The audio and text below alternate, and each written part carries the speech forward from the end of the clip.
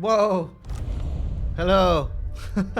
I really just wanted to let the main theme run a bit because, oh my god, is that song good? Hey! I've done something today which I haven't done before, and my hands are shaking from it. My watch is telling me that my pulse right now is at 135. No, that's actually how many steps I took today, apparently, because I've been only wearing this watch earlier. It's 79. It's not that bad. It's not that bad. Still, it's slightly elevated. Whew, look at me. Anyway, hey and welcome. So to this resurrection from the dead, we did a live stream, which I sort of consider as a test last week, which turned out the VOD didn't work, right? So all the audio got fucked. We have the recording, we have lots of cool imagery from it. You can see me drawing many amazing things, but there's no audio with it. So I'm hoping that this is different now. And I tested that yesterday, and it was working. So we'll just roll with it, and fingers crossed that this time it will be all good. Yeah. The thing I of course did that was such a new thing for me was to post about this thing on Twitter. I almost said Twitch. Some of you, and I can see someone like this, Pavel, of course. Hey Sasko. I can see Fabian in there as well, and some of the other people's there. You know, you've stumbled over my stream over the last couple of years. We've been doing some sort of like let's play kind of stuff, right? So you are now the OGs, and now we have an influx of quite a few more people. I can see right now, I don't know if it's up to date, but it shows 35 viewers, which for me is a new record. And imagine streaming to a room, or talking to a room of like 5 to 10 people at most, and suddenly stumbling into the same room and seeing there's more than double of that. So I'm quite thrilled, but I'm also quite nervous. I'm not sure where Elon is. I thought he was busy building his car plant. That is, as far as I can tell, not done yet. Oh, Tillman, hey! Oh my god, there's so many people I know coming by. Okay, so I have some things to get out of the way, since we kind of can consider this to be the real true premiere of what we're doing here today, right? And I want to talk a bit about how we got here, at least or how I got here from my perspective, right? So actually, because I felt the nervosity creeping up, and this is something I haven't had in any of the past streams I've done, right? I actually prepared some notes. This is my this is my speech. This will last like 2 hours, and then we can finally start playing. So either way, it's just some important things that I want to kind of get out of the way before we dig down into the analysis and the gameplay, right? So first off, why am I doing this, right? So the last few months, and before that, I've always was kind of looking at the discussions going on about certain games, ours, and also other games in general, right? And I noticed that a lot of people are confused because they don't really know how games are made, right? And there is a very easy thing for us developers to do when we read criticism and feedback, which is to go, they don't understand what we're doing or whatever, right? And it kind of made me think, though, that in a way, game developers, in my mind, are not really trying to change or educate people into how games are being made. So in turn, we can't really be upset when people are confused about how games are made, right, and don't understand the entire process. And this is something that's been increasingly annoying me, because I think it's easy to fix, right? We can just talk more about what we do and share our knowledge. On the other hand, I've also had great pleasure talking to some amazing students of game design in the past years. And usually whenever they asked, like whenever we talked at the end of it, it kind of got to a point where they asked, okay, all right, do you have any presents where you talk about, can we talk more about level design? Can we ask you about stuff? And usually the answer was no, other than maybe go to my Twitter, which is, hard for me to respond to because there's so many messages. So I figured, this way might also be a cool thing for these students and anyone who's wanting to get into game design to sort of really get a bit of a more understanding of all the components that go into game design, right? Because oftentimes these students, they will study making art, right? Some of them will learn how to program, etc. But like the making games is like a very complex topic, and there's a lot of things that goes into making it, a lot of components, and all of these components kind of need to work together, right? And this is what I would like to look at here. And the last reason is I really, really like talking about games, and also I really like looking at other people's games and sort of analyze them and see what makes them tick, right? It helps me improve myself. It helps me get inspired when I work, right, on my designs. And funnily enough, having looked at Dishonored, for example, like we're gonna do today, last week was really, really cool to me because like I noticed that the designers who have worked on Dishonored 2 were doing things, quite differently in some ways than what we've been doing, for example, in Cyberpunk, where in a way though we've been trying to reach the same goals, and we sort of, try to get to them from very different perspectives. And for me, this is something that I find very fascinating and enlightening.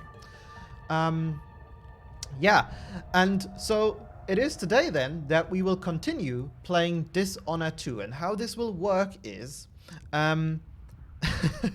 is that we're doing a blind playthrough, right? And usually the idea I have behind this is sort of I play for like an hour or so, right? And this is my honest reactions of me playing this game. I have not played it before, so anything we'll see here is it's unscripted, like I might get stuck or whatever. I did get stuck last week, and I will also do a video recording of this gameplay while I'm playing it. So then after an hour or so, we will do a cut, right? I'll go get some water for myself, and after I return, we will take a look at the recording, analyze how I was playing it, what decisions I made as a player, and then we can figure out what led me to do them, right? Maybe I took a corner or went left some way, and we can figure out what drove me to go left in this crossing, right? Or maybe I got stuck somewhere, and we can figure out, okay, why did I get stuck there? How could this maybe have been done better, right? But before we get to that, I also want to mention that this is sort of a learning experience, right? And so everyone, feel free to join the discussion, right? I'm trying to learn here. I'm trying to share some of that learning with all of you guys, and most importantly also share, hopefully, how complicated it is to make these games and how complex the thoughts are that go into them. Yeah, I think that covers it. Let me go through the chat real quick. See, no Sasko, no DLC questions for you. I have no information on FPS. The 3090 I'm running this off is very, very good. That was a weird flex, I suppose. So Ayashbek asks, hi Miles, when you compare open world games like Witcher 3 and Skyrim, what are the advantages and disadvantages of having enclosed levels like Skyrim compared to Witcher's Cave? Huh. Really? Aren't the like this is a weird question to me, because I kind of felt like the Skyrim's enclosed caves are kind of similar in a way to the way we made Witcher's caves. In fact, of course, Witcher 3 being a game that came out in 2015, and Skyrim being one that instanced. I see. Okay, Skyrim being one that came out in 2011, right? We took a lot of inspiration, of course, from Skyrim. Oh, I mean, the advantages of having seamless connections between instanced and non-instanced content, like the way we do it, is simple. First off, instance content is mostly, and I'm going off a tangent here, right? We'll answer this question and then we'll jump into what we're aiming to do. So the thing with instance content is that it is mostly a technical limitation, or it used to be for a long time, right? Because all of the content kind of needs to be put into the memory of the hardware and needs to be loaded. So if you have a loading screen in between, you know, like the world and going into a dungeon, that is something that we can do to help with the performance. However, it has the one distinct advantage also of you not needing to create consistency between the outside world and the inside of your cave or interior or whatever. This is something that for Witcher 3 and later also for Cyberpunk, for example, would turn out to be a big challenge, because you suddenly need to think about many things that you could otherwise simply ignore and just design away, right? Suddenly, when a building can be seemingly accessed from the outside, then you need to make sure that the inside actually perfectly fits the exterior, right? Which is, if you had a loading screen, you don't really care. If you look at Witcher 1, for example, there we have loading screens between the interiors and the outside. You can actually kind of really quickly, if you look at it, tell that the outside usually is smaller than what the inside seems like, right? And these kind of things you can get away with if you have these two things. It makes developing a bit more easy, but I would argue that the benefits of having it seamless are obvious as well, right? Like, it is a bit more of a challenge, and nowadays I think we'll see more and more games do it because the hardware is up to speed. But you know, it is just really cool to remove loading screens. All right, Rudy, I love you too, man. Okay, the music is a bit loud, so let's check if that continues being the case. I had to reset all of my settings a bit, so I'll drop it down a bit. If there's audio issues, please let me know. And let's jump right into the game. I will go ahead by saying that I finished the first section last week, right? The very first in the introductory area. And after the stream, I actually went back on the weekend because I thought, okay, I kind of want to, you know, play it on my own, just replay it in a more calm manner, right? Because obviously when I usually play, I don't talk as much. I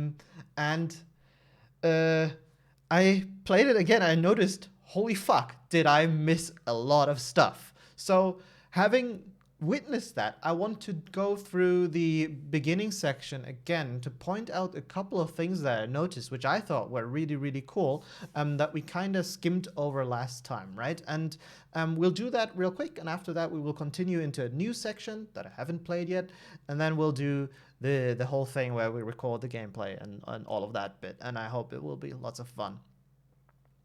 Oh, Atze, thank you. You saw that or listened to that. Yes. Wow, it's been such a long time to get to this point. You know, like, long journey. I've been almost working in the industry now for 10 years. It's crazy. 2013, I was myself just finishing my studies. Okay, so this is my save, where I played it again. Now I'm Emily. I'm not Corvo anymore. So I will now slaughter my way through this with excellent skill, just to show you, you know, so we'll clear the level real quick so I can walk around freely, and then we can take a look at this. I try to use a controller now. Last time I played with the keyboard and mouse. We'll see how that goes. All right, cool. Can I? Oh, saw how I snapped there. Okay. Someone. Did you hear that? You ready? You aren't going. Oh no. Oh gosh. She's wounded. Okay, how do I heal? I'm not used to control. I'll tear you to pieces. This is bad, isn't it? Ooh. Well, for them. Alright, let's heal. I hope that cleared most of them. I suppose this would be what qualifies as a high chaos run. Oh, there's some refresh. Let me check something real quick. I'm having some tearing issues. This is simply because I had to change some stuff between these settings. My monitor has a much higher frame rate or hertz rate than this one. Can I just suppose? Well, let's just go with and just go for, oh god, this is gonna take ages, isn't it? Let's go lock it at 60. Oops, here's hoping that this will do. Let's see. I suppose it's okay. Alright, is it okay in the stream as well? Cool! Alright. Is everyone who should be dead dead? Yes. Okay, so let's look at some stuff, right? Oh, the combat music won't stop playing. Okay, so this is the direction we came from, right? And I remember that we actually went relatively cleanly through the side areas here and snuck around this whole area, and actually I think we went this way, in behind here, and then moved around here. Doop. Moved further. And I think we came on from here, and then we used the side path here to continue to the end, right? And mind you, we actually spent like 3 hours talking about everything that sort of happened so far, and I was kind of looking at this stuff and wondering if this was kind of made for Blink gameplay already, right? Given that we don't have Blink at this point in time, maybe it's like a new game plus kind of ordeal. But I figured since that there's actually many more paths than I originally knew about, right? You can actually go up here, and this will connect back to a section up here, right? Which actually you can come from multiple ways, I think. There was like a way for you to drop down from up there. And this is an entire section that I sort of missed out. Yeah, you know, it's been a while, Fragzu, since the Vienna show. Okay, look at this. So one thing that I thought was fascinating is, so I went into this section here, and I kind of thought it was just a dead end, right? And I totally missed this door. So I kind of went out here, looked around, didn't figure that anything worthwhile was here, and I just went back this way and continued. However, there's a whole interior connected to this place that I totally missed, and I am not sure how, because now that I look at it, how this section is supposed to work, right? At least in my mind, is that a player who would come from here, right, you'd sneak around, perhaps maybe drop into this area, and then sneak up from here.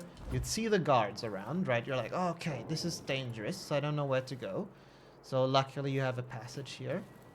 You find the staircase. Notice also how the window is slightly brighter on the left, right? So it kind of has a bit of a pull, just ever so tiny. But this is framed nicely, right? So you come out, you see this boil window there, right? This is clearly intended to be seen from here, the way it is framed, right? And something I totally missed, or maybe I totally missed it because I actually went down the other side, so I never got to see it from this perspective. This is cool because it serves as a bit of a POI, right? For me now, it's very characteristic, so I can kind of take it as a sort of point to help me orient myself as I move through the level, progress from here, right? For example, let's presume I, for some reason, came back around this way. Then I would see the sign and I would know, okay, that's the building from earlier. I used to see it from there. This is how I have moved through the level. And using these POIs, these little guidance, these little landmarks is what we call them, they can actually be really helpful to help the player understand the space and navigate it more intuitively. What I found really interesting about this is really why I wanted to talk about this, is that these guys seem to employ a very interesting kind of design where, you know, you kinda are walking down this and you're almost very linearly sort of pulled forward, right? You come down here, there's a tunnel, of course, like these shapes, They beg to be walked through, right? Then you have a staircase. That's like, okay, you see a staircase, you walk up the staircase, easy. And then you have this sort of thing going on here, right? Which is something that really also, you know, like you see the threat here, and you want to go here, and clearly the designers thought of this, right? They want you to climb these steps and to move forward. You can actually see a bit on the next side, so you have a bit of a recon position, so you know what you're getting yourself into, and it is all great, right? And now the controller just died. Battery is empty. All right. Keyboard and mouse it is. So that would be the very, very intuitive way to play this, right? And I presume if you looked at this, most of you probably would have worked that way. Now, what I think is really interesting, that this is sort of where you are mentally at. Okay, I want to go here. I want to go straight. This is where I need to progress. I know my objective is on that side. Yet, they add this very inviting side corridor, right? So for the kind of player that looks around, oops, very stealthy, looks around a bit and then sees this, the allure of this tunnel, thanks to the lights, right, thanks to the shape, and the different colors, right, everything here is this white marble, no, this white rock, right, and then here you have the brown, reddish sort of bricks. So this contrast is really sort of appealing. It catches the eye, right? So you kind of, it feels safe as well, knowing that the threat is here. So you go a bit on an adventure, a bit of an excursion, right? You don't think much. You're like me back then. Okay, maybe there's gonna be some loot. You know, I find something cool maybe. Okay, you go on here, and notice how from here it's actually really difficult to see that door, right? It's almost invisible. And but yet the lighting actually also kind of wants you to be pulled into that direction, right? Because it's brighter over there. You have a warmer color, right? It catches the eye. You have a dude sitting there, which is very inviting as well. He starts talking, right? That pulls you in. For them. It ain't never safe for the likes of me. These guys don't really say much though. Trying to get by. And yeah, you can walk around. I think there was some loot here. Oh, there actually still is. Look, you can get a health item. That's cool, given how I played. You can try this door, which doesn't really work. And then when you turn around, that is the moment when you should see that door, right? Look at it. It's screaming at you. For some reason, I still missed it, because probably I was streaming. I wasn't really in this, you know. It's a bit more difficult when you try to play and talk at the same time. So you see this door, and you know, with the light on top, it is inviting you to go in. Actually, now notice how from here, the entrance you came from is basically invisible all of a sudden. Does my tool work here? No. Okay, so notice this, right? So I'm actually more on the left. You'll probably be more like this. So this is sort of shaped. I can bet you it is intentionally shaped this way to sort of intentionally take away from the vision of the player and focus him on this door. Notice also how these crates there, they're like ever so slightly angled as if they are pointing towards this door, right? Again, at this point, I might have just been walking here to kind of check out what kind of loot or whatever I could find, right? I'm still mentally thinking, okay, the progression is over on this side, I need to go there. So I open the door, and suddenly I'm in this interior. And by the way, no loading screen, really cool. And whoa, it is so different, isn't it? It's like literally you stepped into another world, right? From this cold, bleak stuff, you have these red, warm tapestry, the carpet, you know, it's very, very inviting. I know there used to be an enemy here because I killed him, I think. So it's actually kind of cool. Ah, yeah, there he is. So it's actually kind of cool to come in from the backside. It feels like you're infiltrating a space. And suddenly, you're inside this building, exploring a whole different area than you had originally intended, right? Oh, I'm going so fast. I don't know. Pavel is really, really good at sort of switching between the gameplay and the chat. And I feel like I'm not doing a really good job at that. Oh, Waldwächterin, hello.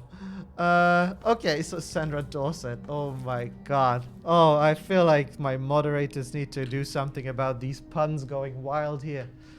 Uh, either way. So, am I going too slow? Playing Dark Souls or rambling about the game design would take years. Yeah, it would actually. Bloodborne is one of my favorite games ever.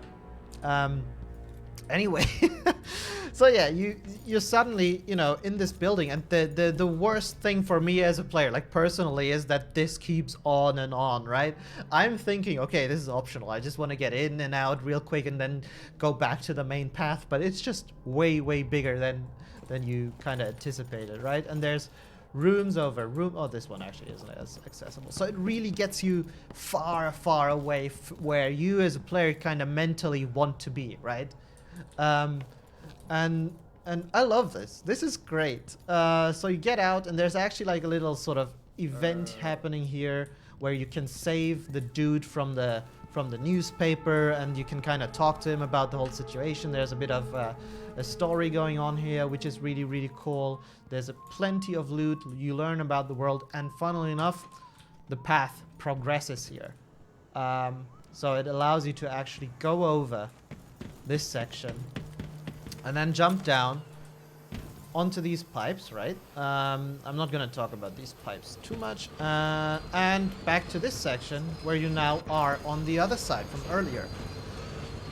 And after playing this and after finding this, I thought this was really curious, right? Because they're basically deploying a kind of design that sends the player, like myself talking right now, on a huge tangent and sort of makes him through that discover new ways that he otherwise would have not found, right? Because if it had been up to me, I would have just gone straight through here and tried to find a way to kind of come back from this side and snuck through this, right? But by sort of placing this distraction almost, right, and pulling... Oh, I'm sorry. Am I wearing the mask? Did I get too close? I hope not. Oh, she doesn't like to talk about design, I reckon. You know, but by doing this, I actually get like sort of pulled away from my initial goal into a whole new adventure, right? And that way, I find more of the world. And honestly, it's a really cool thing because it actually makes this level last longer, right? Because I thought, okay, I'm close to the goal, but suddenly I'm doing all of this stuff and this exploration, learning so much more about the world, right? And yeah, all the while this happens very naturally. Now, another thing that I found, which I'm sure my dear colleague Sasko will actually really appreciate, is so this game starts out by mentioning something they call the Crown Murderer, right? A murderer who's been going around killing people and trying to make it look like this person is actually working in the name of Empress Emily, who we are playing. So she's basically kind of being framed for killing her political opponents. And I kind of played the whole thing and enjoyed it the way it was, but really you can actually find the first killing side of this first Crown Murderer scene right in this Boyle building, which I thought was really cool. Now, before we look at this, I'll actually draw the parallel to this line, right? So this kind of thing was a sort of huge sidetracking for me as a player here, right? And it felt really cool. What I actually missed on the other side is a very similar thing, because I went this passage initially in my playthrough, right? And I went through here. I got detected by a guard here, which was weird. And I missed that there was actually a door here, right? Which would have distracted me in much the same way. And interestingly, I'm pretty sure I missed it because if you look at it from here, you walk past it, even though, and I'm pretty sure that's how, sort of why the staircase is transparent, so you can look through it and kind of get a glimpse of it. But I don't think it works that well, because there used to be an enemy there, and I was kind of, you know, like at that moment, you look at the enemy. You don't really have much eyes for anything else, so I went up, snuck, and killed the dude, and then kind of moved forward, right? But if I had actually gone inside of here, I would have actually entered this same area with the murder, and just like it was done on the other side, I would have been pulled into an adventure that I didn't account for initially, right? And this adventure would have taught me even more about the world, right? How this guy kills, and there's a lot of really cool environmental storytelling here. I mean, this is sort of the obvious one, right? Where, okay, there's the corpse, right? You see he's been brutally murdered. But if you look closer, there's many more subtle things that I really, really enjoyed. Which is, if you actually go up here to the second floor. Oh man, and as a designer, making these kind of things is super fun, right? So if you actually come in from here, we can start being a bit of a detective ourselves, right? And I love these moments in games because here we have a lot of chaos going on. Notice this? Something that isn't actually evident anywhere else on this location, right? So it's almost as if the game, I think the door was closed, kind of wants us to assume that, hey, maybe the dude who was killed, he was actually working here, right? Would not be too far-fetched. And then he was sort of surprised, bloodily, right? Then he was dragged off. You can see this actually. And he was seemingly pulled to the railing here. And I would assume then he was dropped down. And that's how the murderer actually got him to get here, right? Like, and then basically put him on display here. It's great. Great murder. No, but like as sort of, you know, like these little details. And, you know, for us, these are fantastic to make because adding environmental storytelling like this, it comes at virtually no cost, right? So these are blood decals. They're basically 2D textures we can just place on the world and they get projected onto any surface, right? They're really easy to place in most engines, so you just kind of place some blood around, you know, and mess up that desk at the top, and you basically get this story free of charge, in addition to everything else your writers have actually come up with. So yeah, I thought these things were really, really nice little details that I felt worth pointing out before we continued. Additionally to that, okay. There's even one more. There's even one more. So we went down this section, right? And what happened to me is that back then I was up there and I wanted to jump down these mattresses, which is, as I mentioned last time, it was such a beautiful thing. They literally project jumping down from a high ground, you know, by putting literal mattresses on the ground to make you feel like, what the fuck? Oh no! I wanted to show off by amazingly blocking the attack. Like the moment he attacks, I go, okay, wait, what's the block button? What's the block button? Oh, that's what I get for showing off, or for wanting to show off. No! I'm actually not sure what engine this was made of. I'm not sure if this was like an in-house thing, maybe Unreal. In the end, it doesn't really matter. Oh, and it loads the last save that I was playing at. Ah, this is glorious. Well, okay. Do we want to?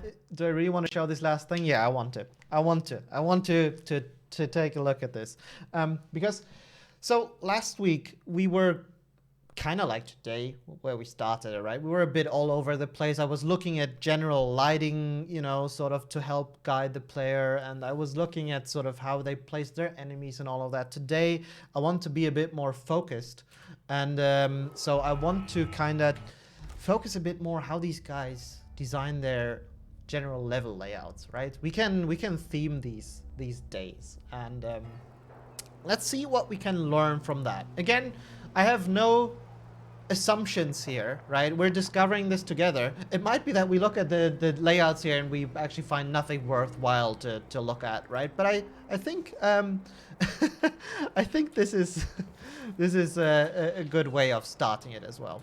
Okay, what do I say? He will read the chat anymore. I think I will.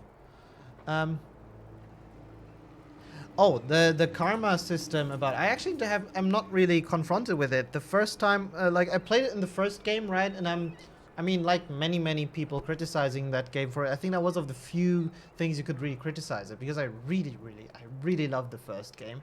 And, but yeah, you had this bit of this problem of, yeah, you play stealthy, right? And it's, and don't kill anyone. It does give you the better ending.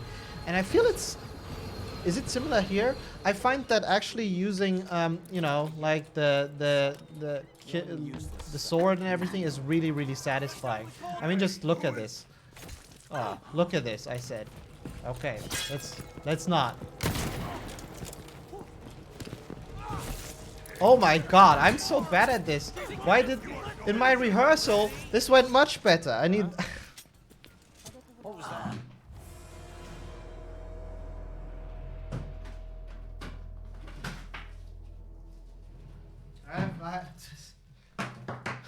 I have batteries. Oh god, how is it, you know, like I've played this and it was amazing. How is it that I now am sort of showing off how shit I actually am at this, when previously I used to be the best Dishonored player on the planet? Easy. God damn it. Oh no, this is... No, I'm not gonna lower the difficulty option. What kind of gamer am I? What? Are you fucking kidding me? Why do these batteries not work? Oh my god. Oh my god, guys. Oh my god. They're freshly bought batteries. You would think that these guys would work. They're made in Germany as well. Quality batteries, I suppose. Okay. Alright, this one's worked. Wow, I totally got the batch that had some broken ones. Okay, what did I just open here? A game bar. Okay. Alright, focus. Oh, I'm sorry.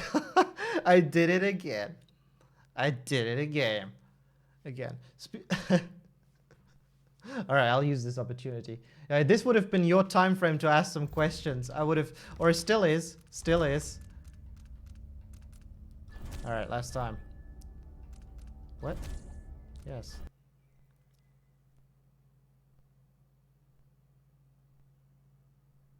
Usually, you know, it's kind of...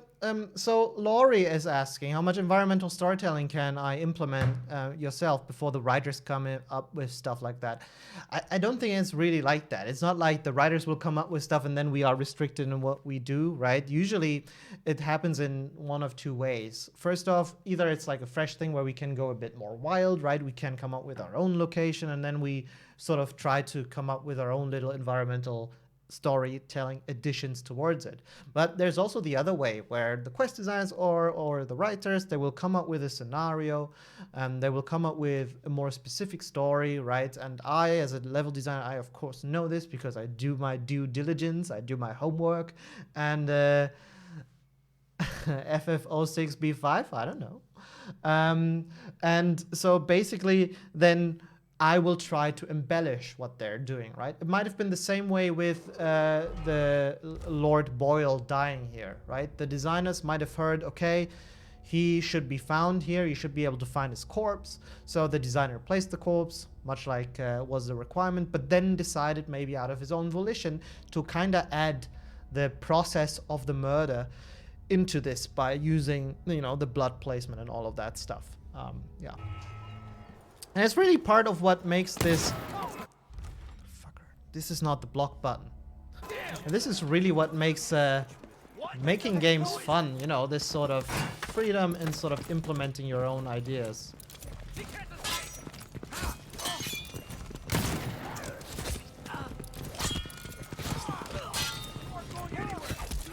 Oh god, okay. Where's the grenade?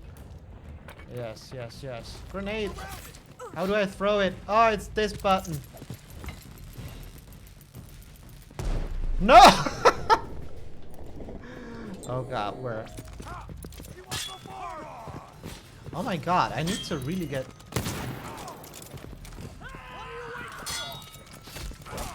Okay, I'm channeling my inner samurai.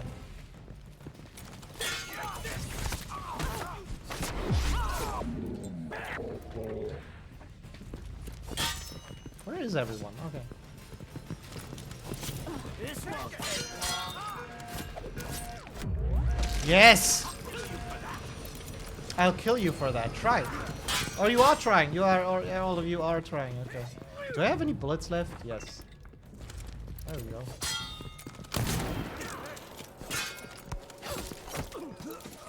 Ooh.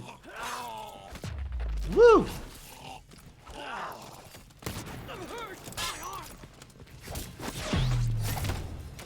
Oh man, these finishers are so good.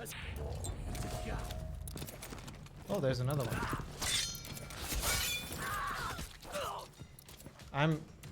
I'm stuck. All right. Okay. Woo! Oh yes, he's running. How good is that?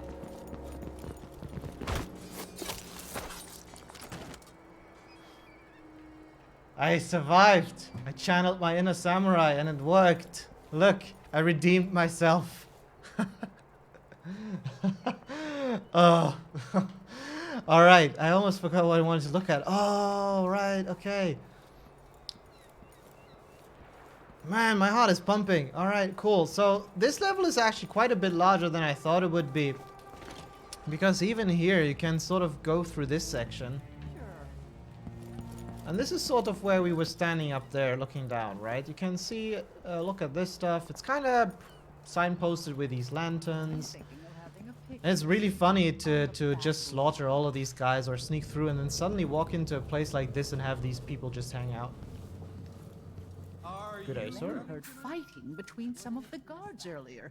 This is bad. Dude, I literally just should thought talk she to was the talking about the magistrate, combat see if that she we can did. help. That would have been amazing. It's been hard getting any business done here in Dunwall. So, and this is like really classic sort of level design layouting, by the way, right? So you get out of the, you know, whatever section, and then you have an overwatch position over your enemies, and they basically do stuff below you, which allows you to gauge what they're doing from a safe distance, sort of plan your steps, right? I can look around, go, okay, there's this is how I get down. I can use the staircase. There's these two jokers around, and probably the game wants me to proceed from this section and climb up here, and that is then what you can do, right? You come up with this, you identify, you analyze the situation, and then you move forward and brutally slaughter everyone. You can be quiet.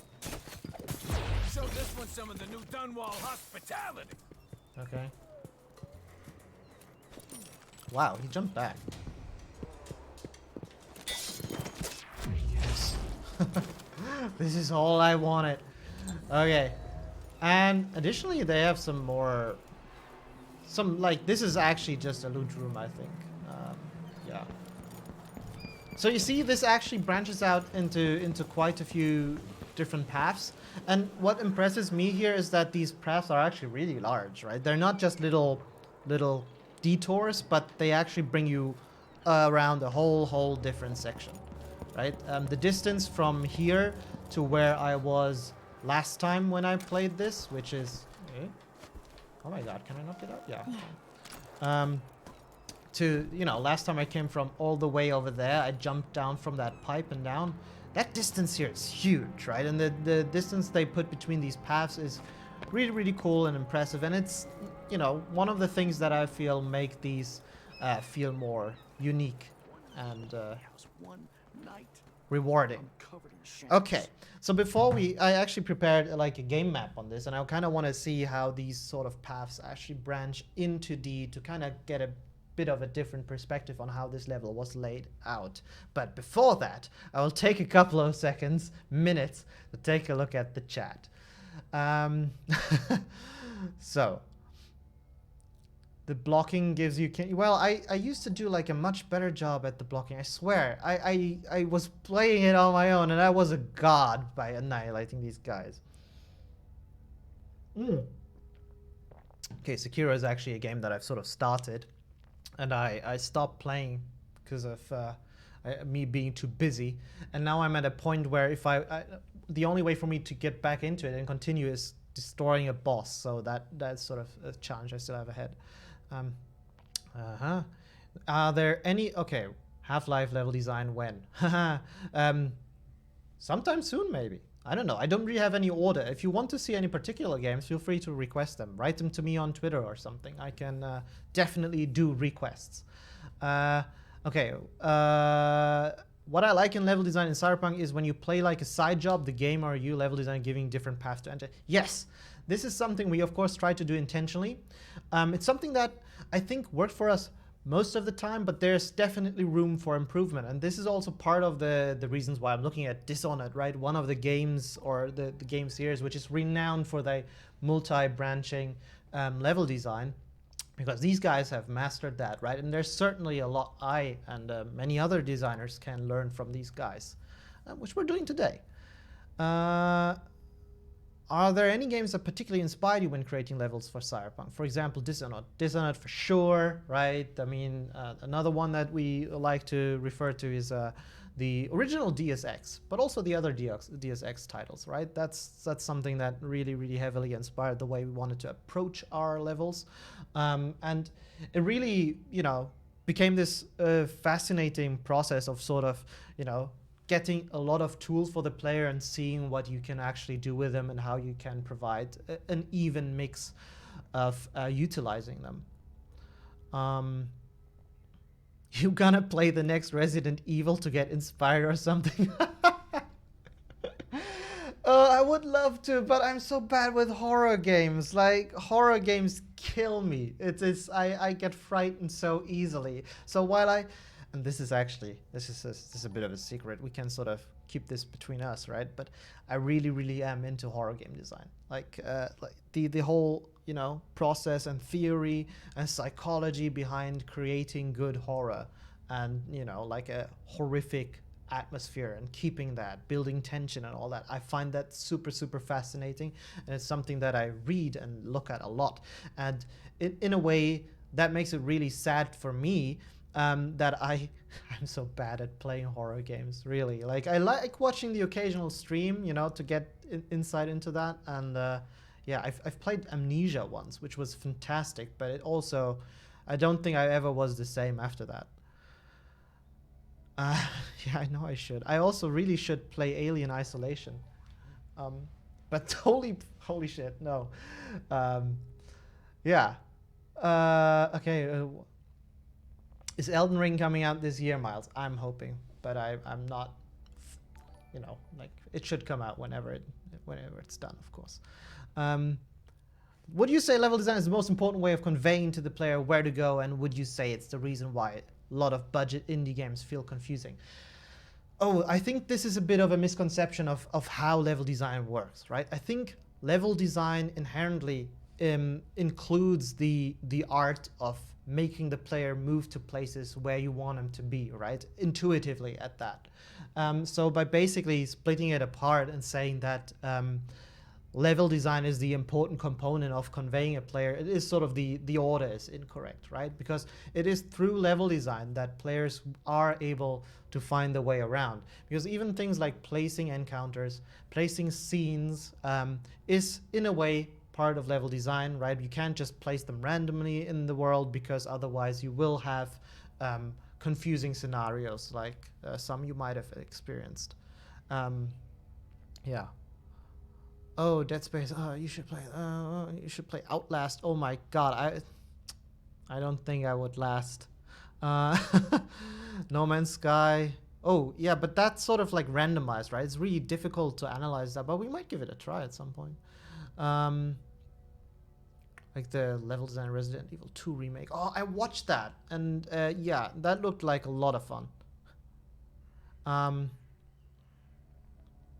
Oh, that's a really good one. For anyone who's sort of trying to break into the industry and still trying to find the role, you know, not sure where you kind of want to be at when you're a level designer or a game designer as a whole, right? Colorin, I hope I said that correct, is asking how do the roles level designer, environment artists fit together? Do environment artists decorate everything, right? And now the relationship between level designers and environment artists is a very special one, right?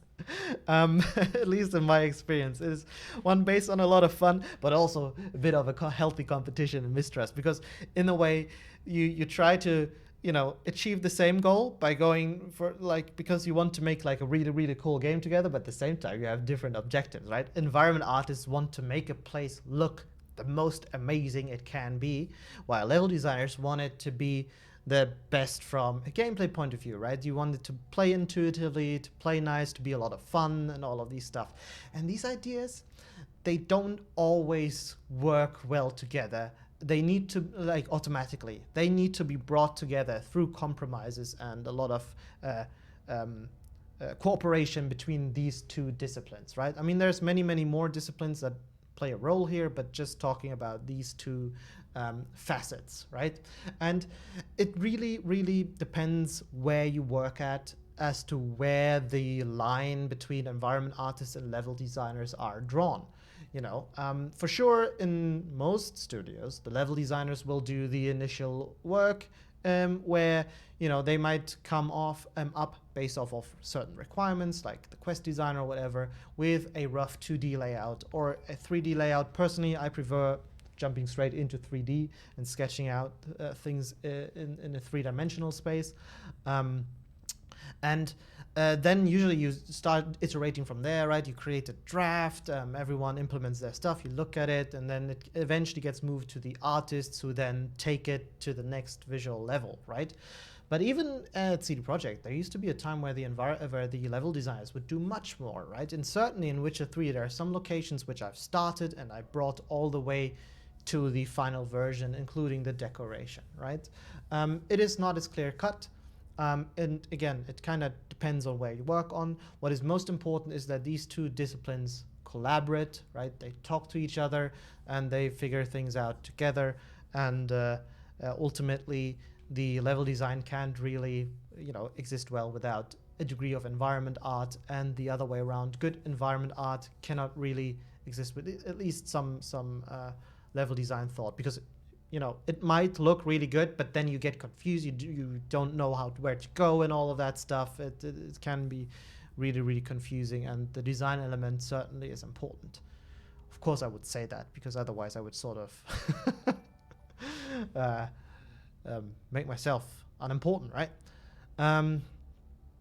Okay, last questions from Nuyakas. How long do you guys spend creating the map of 2077? When did you finish it? That took quite a while to figure out how the actual world should look like, and things are always being worked on. I think stuff like this, you're never quite done, but like the rough shapes and everything, of course, that was one of the first things we had to sort of get settled for ourselves in order to determine how the rest of the world will look like. Okay. Sorry, Laurie, we'll get to that later. Maybe try asking it again later. We need to progress a bit. I wanted to do a little excursion. And for that, I will switch into...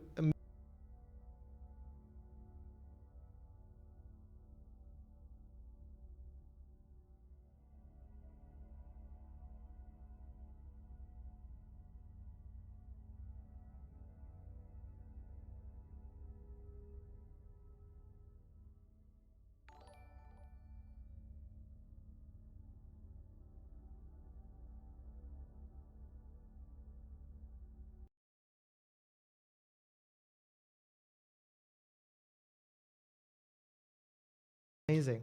All right, here we are again on our desktop. So I went into the depths of the internet, and I actually found the same level that we had as a 2D map, right? And switched into Switch. What? Should I be in a Switch? Oh, I have like an amazing all red Switch, Sasko. I'm representing both controllers, red color. Try to beat that, huh? Okay. So The reason why I brought up this map is, as I said, I wanted to get a look at the layout that we just looked at in 3D from a slightly different perspective, because sometimes as designers it can help to switch perspective, you know, especially when analyzing other people's games, to kind of get a bit of a different, you know, a view, different perspective, as I said, on how these things were made, right? And so for this, I thought what might be a good idea is to start with the very, very basics of their design, right? So we do this by looking, of course, where we start, right? So we start here, right? This is where the player drops off from the tutorial level, right? And this is where we start. And our objective is to get to a boat here. This is my drawing of a boat. It's an amazing boat. It's from the top, right? You saw it. It's a huge ship, actually. Huge vessel. Let me take a sip. Stay hydrated. Shot by his own tumors. And so then what is probably going to be helpful is to... Can I change the thickness of this? Oh, yeah, there's like a drawer. You know, kind of figure out, okay, what is the main path? The sort of... Hazelnuts is raiding me. Oh my god, literally first stream and already first raid. Hazelnuts, thank you very much. Hello. Is there any relationship to Nutella with this? If yes, that's my jam. That is so great. Hey, and welcome everyone. Okay, so as I was saying, we take a look at this game map, right? And God, this is so distracting. We try to take a look at the information that we have at hand before we dig down into more deeper analysis of this, right? So we're here, we need to get here, and the main path that is intended by the players is sort of down this big main road, right? And then let's assume all the way to here, and you somehow sort of, you know, go over to the boat, right? So this is where you can see it actually drawn in here. The train line kind of goes down, right? And this is sort of the golden path. Now the player doesn't actually move on this golden path. Oh, this is so nice. Welcome everyone who got rated over here. Is that how you say it? Who rated me? Yeah, I suppose, you know, isn't it? I've watched this in other streams before. I think it is a customary to kind of give a quick outline of what I do, right? So let's do a quick break for this. So hey, I'm Miles. I'm a level designer who's worked in the industry for almost 10 years now. I make video games for a living, and it is what I love to do. It really is my dream job. And in this stream, we're trying to take a look at how different games are made, mostly with a focus on the level design, right? But we're trying to look at many, many different facets of the game. And then we'll kind of looking at, you know, how they tick, analyze, and try to learn from what these designers have done to achieve the great results that they have come up with. So currently what we're doing is we're taking a look at the first level in Dishonored 2 by Arcane Studios. A game which I haven't played yet. So all of what we're looking at is sort of like blind playthrough, you know, first impressions, and then almost me reacting to what I see. So if this is something that you like and find interesting, feel free to follow me, because I do this now every Wednesdays at 8 p.m. CEST. And yeah, this is basically for you if you're interested in learning about game design, or just how games are made in general, or perhaps you are considering joining us in this amazing industry of game makers, and want to sort of get some insights that will help you in your journey of becoming a designer, or, you know, affiliated in any other ways with game development, really. Okay, so where we are now. By the way, before I continue, I must say I'm really, really happy that, kind of like with Sasko's stream, you know, I have quite a few other Reds joining us here in the channel. I lack the ability to actually see who actually is in here. I do see my dear colleague Pavel Sasko, right? His stream every Sunday, 8 p.m. CEST. He's playing Cyberpunk, a game that I have worked on, that he's worked on, and he's basically doing a similar thing, what I do, about Cyberpunk, but more focused on the narrative and the quest design aspect. And he's doing a kick-ass job at him, so at that. So if this is something you enjoy, I bet my ass that whatever he does, you'll enjoy even more. So feel free to, follow him as well and, check out his streams. He also has some VODs, I suppose, which, give you a great taste of how these streams run.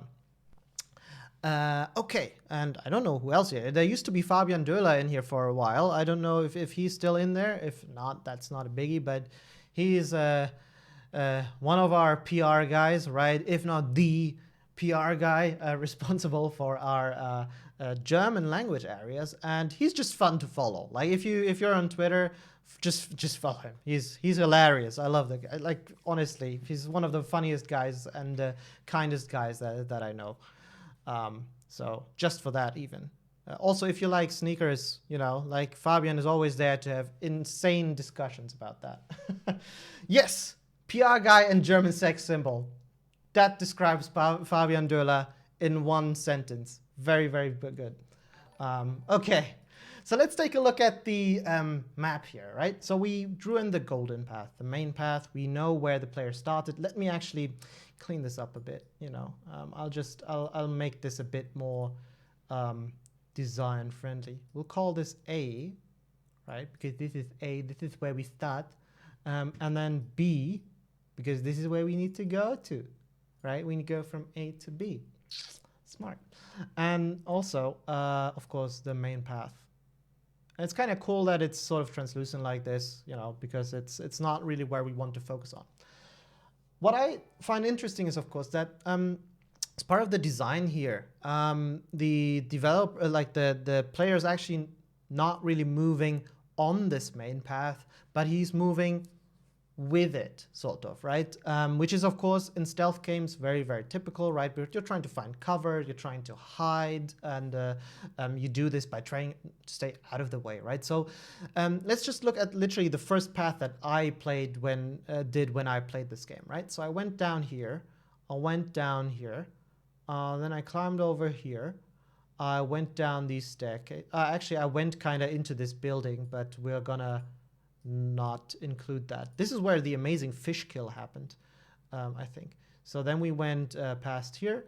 I switched to the other side, ended up climbing up over here, and then going through this section. I snuck down through here, climbed over this bit. Then I found this tunnel. I went over here, and this is the vista point. This is the bar. This is this bar. This is the first section that I showed you guys. Well, it has a legend on the side. It's the Dunwall Courier. So it's the newsletter area, right, where we first had this super red rooms, and this is where the dude was killed, the Boyle Industries office with the murderer, right, with the murder. So then I dropped down here. I went past this. We had this. We went kind of this. There's the pipe. I jumped down and I ended where I needed to go. Now, in my second playthrough playing this, I went down a very different route, right? And I'll still draw this. I'll maybe draw this in let's say green, right? Or no, let's do red again, right? So I actually dropped down here. Did I? What did I? Let me consider if this is true. No, I actually tried to go a very different way. So I actually went over straight. I kind of jumped down here, right? And I went. I think I went actually similarly. I started from here.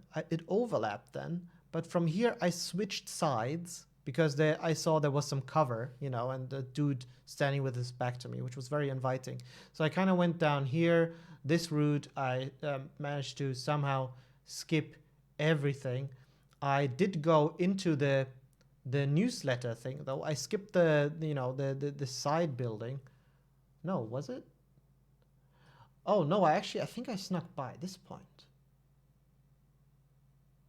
Oh my God, I don't remember fully. No, this is okay. I'm sorry. So what happened is Ah, right. So I basically went up here. I saw the boil shield, the sign, and I tried to cross over and get into this, right? And from here I converged and went down the same path.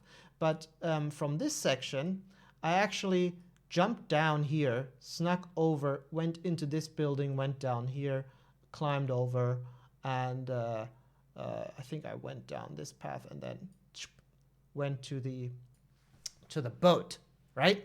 So it's a bit of a different path. Now, we see here that there's a lot of actually, like if we look at how the player actually moves, you try to move in parallel to this main path, right? With there being different opportunities placed for the player to actually cross over, right? It is, if we looked at the level in 3D, which we can do after this again, you'll actually see that the game presents quite a few moments that allow the player or invite the player to cross towards the other side, really, right?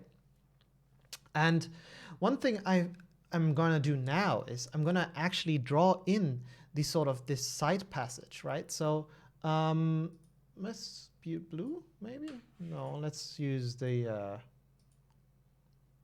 green color, maybe. So this is this tunnel that I was showing you earlier, right? So it kind of leads you through this, and then you kind of go up in here. You end up on the catwalk here and drop down, excuse me, into this area. And likewise, when you go into this side, you have the whole boil shenanigans going up here, right? And from here as well.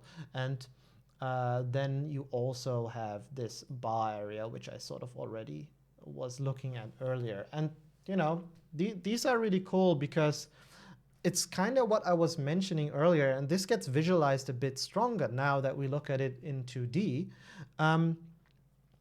So you have these paths, which are really, really sort of like obvious when you play it, right? You very naturally follow these along.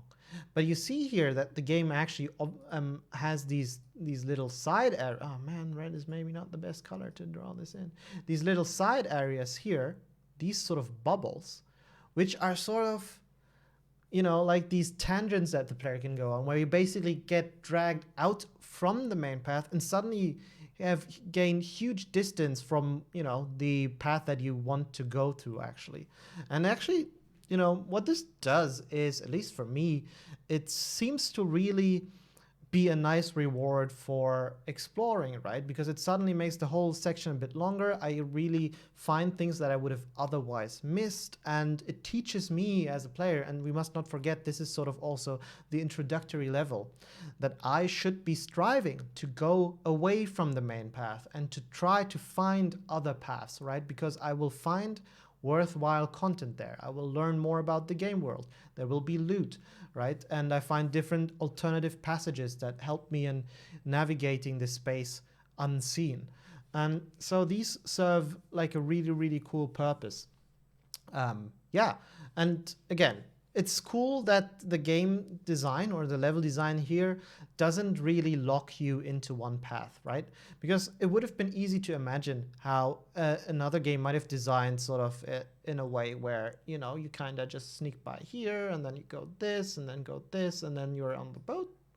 Or you kind of sneak over here and now you're locked on this side and you're kind of just following this area until you kind of go here, right? Now it's getting a bit crazy, but I hope you can still follow along. And it's kind of cool here that you have these moments where you can actually always cross over from the other side. And there's actually more than this, these are just the ones that I happen to use when I play it. Yeah, and this teaches us really something cool about the placement of these sort of, these, how do we call them? These side passages, these little excursion routes, right? That don't seem to relate to the main path at all, but actually, once you play it, it feels like they bring you further away from that, right? It almost feels a bit bad depending on what kind of player you are, because you're kind of walking away thinking like, no, I need to go into the other direction. Why does this keep on going into this place, right? But in a way, again, it ends up feeling really, really rewarding, and because you do see a lot of cool stuff that otherwise you would have missed. And having these on so polar opposite sides, I'm going to clean this up for a second so I can more easily explain what I mean. So having these, right, this section here, this section here, and this section here, having them be away from the main path. I lost my trail of thought, I think. What was it? I wanted to... the cleanup. It was the cleanup. It actually... yeah, it does... right. The cool thing is that they are not really pushed in a sort of linear fashion to the player, right? The game is... this location isn't meant for you to necessarily find all of them in one playthrough, right? It's not designed in a way where the path is like this, right? And along the way you will find the newsletter room, you will find the Boyle's corpse room thing, and then you will find the tavern. No, it's actually more like you have the main path, and if you go here on this section, then you see this. If you follow this section, the chances are more likely you will find this. If you are on the other side, you will find this, right? So it's intentionally made in a way where it's possible for you to miss it and not see everything. But that, in turn, makes it feel more like your exploration actually matters. And I think that's a really, really cool way of doing that. Yeah. I think this sort of covers what I wanted to sort of talk about layout-wise with this kind of stuff. One thing I also find fascinating in the way, you know, from a very sort of high-level design of this location is that for me, the way this looks like is when we start here, right, we are presented with like a huge sort of space where we initially have infinite sort of possibilities of how to move through it, right? Of course, once you start looking for it, you learn more about the different, oh, okay, you can go here, right? You can go here, whatever. But initially it opens up as a sort of huge little bubble. But then once you actually continue into these sections, right? This area, oh, no, this is way too big. I should get myself a tablet or something so I can actually draw on this. Now, this area over here, right? This is actually really, really like the danger zone, as you saw, right? This is where you don't want to be because there's lots of guards, lots of enemies. You know that you can't really be here. It's not safe, right? The safe spots are really, man, I can't draw a straight line for the life of me. The safe spots are really here on the sides, right? I think this one was also, there's some bushes here, right? Sort of like these spaces. And it's then fascinating if you think about it that, you know, it actually, because here in this area, it's not so clear, right? So it kind of starts out very broad. And then once you've actually started walking down any path you chose, right, it narrows down quite drastically and it becomes a much more sort of closed down and intimate experience, right? Because yes, you can cross over from one side to the other, but it feels very dangerous. And if it's something where you need to be a bit more ballsy, right? You're gonna go like, oh no, I want to check on the other side, but there's lots of enemies, so now you need to kind of deal with a challenge as opposed to just staying on the side that you're already on, right? And the same thing kind of happens back over here. It sort of opens up a bit more, right? Because you're either here or you're here. So you have this vista spot down, right? You can, again, breathe a bit because there's no enemies after this previous section. You basically finished it. And now you can sort of look at the continued level and kind of strategize from there. Oh, there's new enemies. There's a new scene playing down there. They're talking about things. I need to wait. They have different patrol routes, right? And then you kind of plan from there. And it feels a bit more open again until you sort of start dedicating yourself to moving around again. So basically you can go into this house, right? And then you see here, this is a much more linear little closed off section, right? Or you go through this passage, which is also more closed off, right? Compared to the dangerous area over here. And yeah, I think it just kind of continues like this to be sort of safe versus dangerous areas that you can move in. And yeah, then you have this last bit, which is just the big free for all. You're almost at the boat. Now you just you go, you're right. There's this huge pipe you can jump down from. You can do, this is sort of like any angle. I suppose you could also just jump down, just go from here. And now this drawing is really crazy, but I hope, you know, you've been able to follow along all the way to this point and see what I'm trying to get at. So in a way, you can almost say that they like to alternate between these kind of this huger open spaces and then sort of more narrow space, and then open it up again, and then sort of go for the more narrow one, right? And I think it's sort of this variety that creates a lot of interest, but also allows the player to play with tension, right? You have this moment of relative safety at the top, looking down, strategizing, and then you dive down into the hazardous area, right? And you commit to a path, and then it's, you know, like it clings very well into each other, and you kind of move forward bit by bit. I think this is a very elegant way of pacing, which is something really important, right? You don't want to have only the same bits, but you want to have some variety in there. You want it to have it in nice different chunks, so you can actually keep the player engaged. Okay, so I'll take a sip of water now. Precious water. Okay, so I think this concludes this part. And the next thing would be to actually play an entirely fresh area that I haven't played before. And then, you know, after that, we'll take a look at it and see how, you know, the layout maybe is working on that point of view, or what else we can see. But before that, I will take a look at chat, some of your questions, and we'll see what we see. Is the distraction supposed to be in the way or attract you with looks and or sounds? It depends on the situation, right? You know, stuff like NPCs talking is definitely often used in this game to make the player aware of something going on, right? Ideally also because if it's in a language you play in that you understand, right? It's something that is hard then to miss, right? Because the brain works in a way where if you hear words that you can understand, right, you listen up, sort of.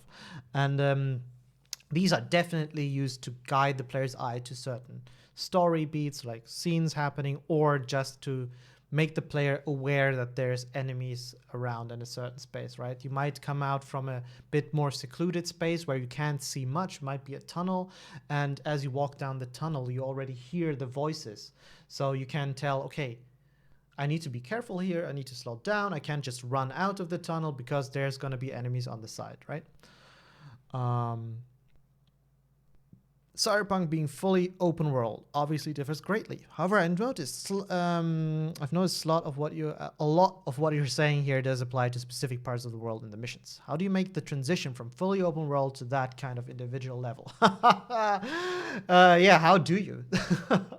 You know, that is sort of, I think, one of the things that we as level designers, we realized relatively quickly was going to be the big challenge for us in making these, because part of the beauty of these locations is, right, that you kind of you have relatively good control of, oh my god, all right, you have relatively good control of where the player actually comes from, right? Like, he will always come up from here. This is where the level starts, and they will always need to move here. This is where they go, right? So you can anticipate the rough direction that the player moves from, right? Every player will bypass this section. There's no way around that. Every player will sort of go through this section. There's no way around that, right? And in between that, there's a bit of non-linearity here, but ultimately it's relatively easy to anticipate player movement, right, in this kind of design. And the big challenge for us in Cyberpunk is, of course, that if you have a location that's just placed in the open world, and I'm just going to draw over this map without context now, right? So this is our location. Oftentimes you have moments where the player could come from here. He could also come from here, but he could also come from here. He could also come from here, right? And that poses very, very unique challenges in not only for the level designers specifically, but also for the quest designers, because, you know, like, we need to think of how to place all of our content. The quest designers, their scenes and the narrative. I, as a level designer, of course, how I create these sort of paths in a design that is three-dimensional, right? Like, because I too, even though we have very different sort of games, I too tend to think in these paths, right? Like this is very normal level design thinking. I like to create different passages that you can use to go through a level to loop back to your locations and all that, right? But how do I do this when the player has the ability to go from many areas? And then there's different kinds of design ideas that you can sort of follow, right? You can try to get away from paths as a concept and try to work with areas, right? So maybe like something that Ubisoft also really likes to do, I know, is sort of like if you have the objective in the center, right? This is a bit of a straightforward example just to explain the principle behind it, right? Then I can sort of start defining the areas around the whole thing, right? With this sort of 360 design. And I can think more not of how the player gets to this spot, but rather how the player navigates through these sections, right? So, for example, if the player comes from roughly this direction, right? Maybe there's a cool mountain here that you can look down and sort of, you know, do the same strategizing that we did if we were standing here. Then maybe he might be able to see one sort of path or maybe two paths guided by cover placement and all of that through this location, right? And then maybe as you get to this area, it's the same thing, right? You get another point where you can observe, and then it sort of allows you to find a path that sort of leads you through this. Maybe you have to go on the side a bit and then go in, right? And the same thing from this area, basically to this, right? So it's a bit of a sort of different way of how to think about this. You can't just, you know, chain yourself to the whole just single paths idea, but sort of need to provide different chunks of paths, opportunities that, much like a chain, the player can sort of move along as. We kind of, I suppose the term breadcrumbing might be applicable here as well, because you try to place clues, you know, different elements in the world that the player finds attractive, right, where you want to go to, and you use that as a lure to breadcrumb them through the level in the way that you think.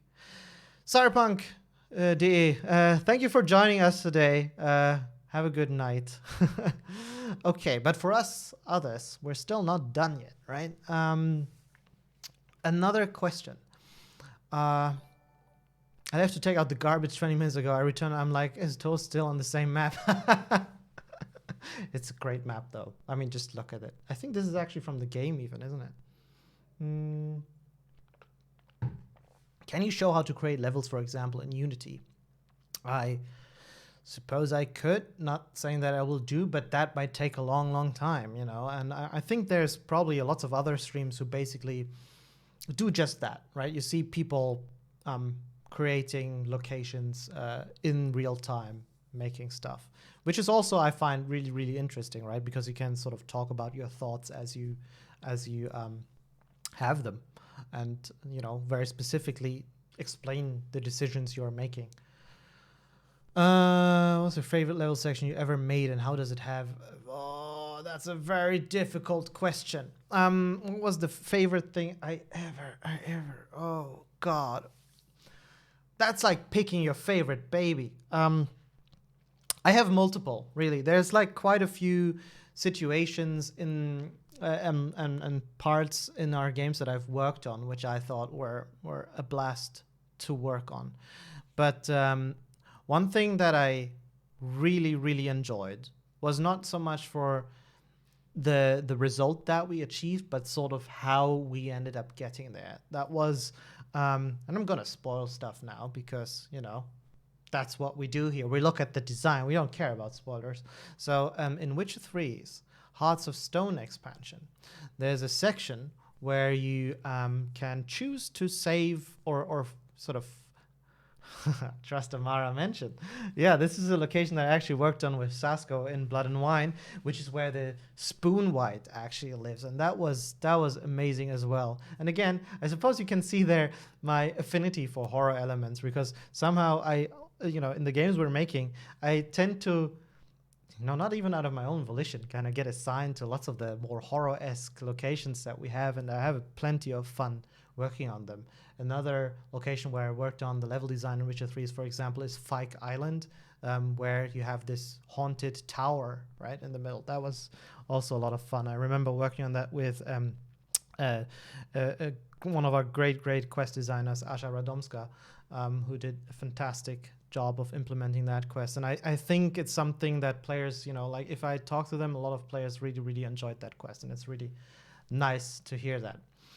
Anyway, so Hearts of Stone, right? You can have the option to save Olgierd at some point, right, from Gaunter O'Dim, and for that you end up going to his realm and do a little bit of a time challenge. And I remember when we were working on this, right, after Witcher 3 came out, it was actually relatively difficult because the expansion, is much smaller. So we thought we could do it in a relatively short amount of time. But this one, and we really actually progressed through it quickly. If you think about it, the game, the expansion came out in October, with the base game coming out in May, I think, right? But during this time, we were sort of looking at this location and this sort of other dimension that you go in, right? And it really, even until very late, it wasn't really coming together. We had big problems with sort of getting it to work and being a area that plays nicely, right? And part of it was also due to the way that hey, Research, welcome. Nice that you're actually popping in. And he's one of the OGs. And so anyway, we had like this really difficult... So part of the difficulty on this location was actually because of the way it was implemented, right? The way we had implemented it didn't really allow us to really quickly do a lot of iteration and changes to test whether other ideas would work. And I remember sort of, because I was at the time mostly working on Blood and Wine already, so I was being pulled over to help out with this. And I remember sitting in the room with some of the other designers, right? And so it was one of our environment artists, who is now lead environment artist, actually, Michał Janiszewski, and our quest director now, game director Mateusz Tomaszkiewicz, and sitting together thinking about how we would tackle this kind of area, right? And I remember Mateusz actually having like a relatively radical solution, which was kind of boiled down to, okay, why don't we just do it again from scratch, but entirely differently, right? And it was sort of this kind of suggestion where you sit there and go, okay, that was a great joke, but now is not the time for fun. Let's figure out how to actually do this. And then you realize, no, actually, maybe this idea isn't so stupid. Maybe it's actually not as crazy as it's crazy, but maybe it's not as bad as it sounds like, right? So we sat there and you could feel the excitement in the room rising, like, yeah, if we did this, if we did this radical step and we did it again, then we could do this much faster, and then we could do this much faster. One thing that we can really do quicker is how we could make our work more efficient is if I, as the level designer, and Mishu, as the environment artist, we sort of split our work into sections, right? So we split the same location that we wanted to do. We planned it out really quick and said, okay, this is chunk A, B, and C, and we're going to split it up. And we worked in parallel to the point where basically once he was done sort of creating the more artistic area in that location that needed less level design attention, I would have done already the more level design difficult area, and then we'd swap, right? So I would basically go to the artistic area, go through it and look at it and think, okay, so now we need to apply a bit more design, sort of. We sprinkle a bit of more design into it, right? So how do the paths sort of go, alter his design a bit and all that, his art a bit to fit the design. And then he looked at my stuff and kind of went, okay, this really looks bad. Let's make it look really great. And we ended up fixing and redoing this entire locations in a span of 2 or 3 weeks, which was amazing. And it never felt like a chore, right? It was just such a nice synergy between multiple people that got together, had a sort of crazy idea and executed on it so nicely. And that will forever, because of that reason, be one of my fondest memories of actually making something. Of course, you know, I have a lot of favorite locations that I worked on in both in Witcher 3 and Cyberpunk, which in by itself I had a bigger impact on, right? That I actually spend more time working on that are bigger than this small tiny level there. But just for these reasons that I outlined, this one will always have a very special place in my heart. Okay, I think I'll try to take one more question before we dive into some more gameplay and then do what we do, which is the kind of analysis of that part, right? Any general principles or heuristics you design levels with? I think this question would, this would sort of like be another TED talk of 30 minutes. Sounds a bit like the out-of-border casino in Cyberpunk out in Norfolk. I don't know what you're talking about. Sasko also doesn't know about you're talking about. That's I don't know what that casino is. Okay. What else? Do you do anything with modding to get into? Actually, yes. I started out modding before I got into the industry, right? And so I'm not super old, but I'm also not one of the youngest people, right? Like I have already sort of almost worked like a decade in the industry. So it's not, you know, whenever I talk to people who've been in the industry longer than I have, they go, oh yeah, I was modding for games that came out in the 90s or something, right? And for me, this would be a bit later, obviously. So the first game that I really started modding with was Warcraft 3. I really dug deep into the Warcraft 3 editor and created my own maps. I had some friends who, you know, also were into map making, and we'd share our maps, test them and all that stuff. It was really a lot of fun. And it was there actually that I sort of realized that making levels, right, is kind of where I wanted to be at, because at the time there was this forum which is called, I think it even exists nowadays, which is wc3campaigns.net, maybe? I don't know what it was. It was like super old, right?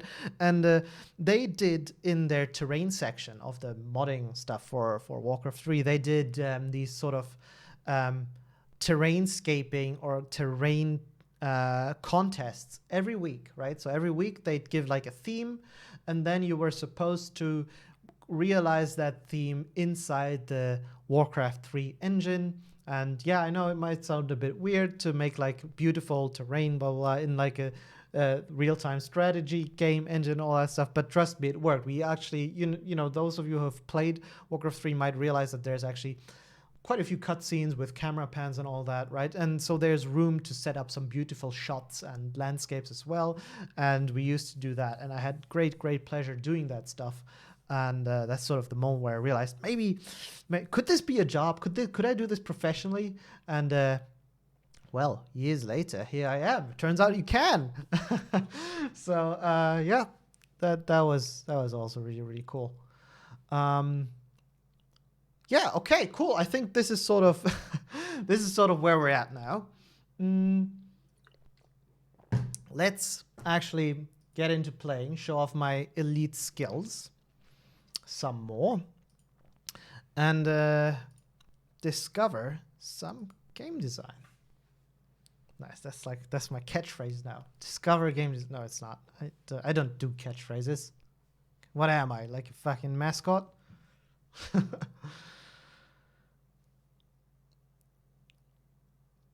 All right.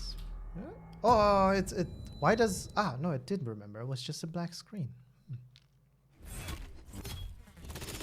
By the way, am I going too fast? I used to be like very nervous at the beginning, but now I'm just talking. I'm just rambling. I'm not used to just keep on talking. Usually there's a point where when I work, there's a moment where my colleagues go, okay, shut the fuck up now. All right, cool. Yeah, if you want me to slow down, you know, this is interactive. That's the beauty. It's live. We can work on this together. This is a shared learning experience, as I said earlier.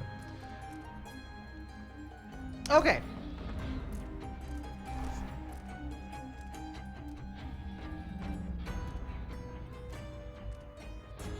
Okay, so I've already sort of, you know, I started playing this section, which is literally the section that comes after this, and I started playing it for a minute, before I realized, no, this is too good. We need to look at it together here, right? Good day, sir. Now the problem is I already triggered most of the conversations here, but I don't think that's gonna be a big issue. Alright, I'll go back to the beginning, then I start the video recording. I must not forget that. I think this is sort of where I... Is this where I arrived? I don't know if this is where I arrived. No, it's not where I arrived. It is really Giga Chad, yeah.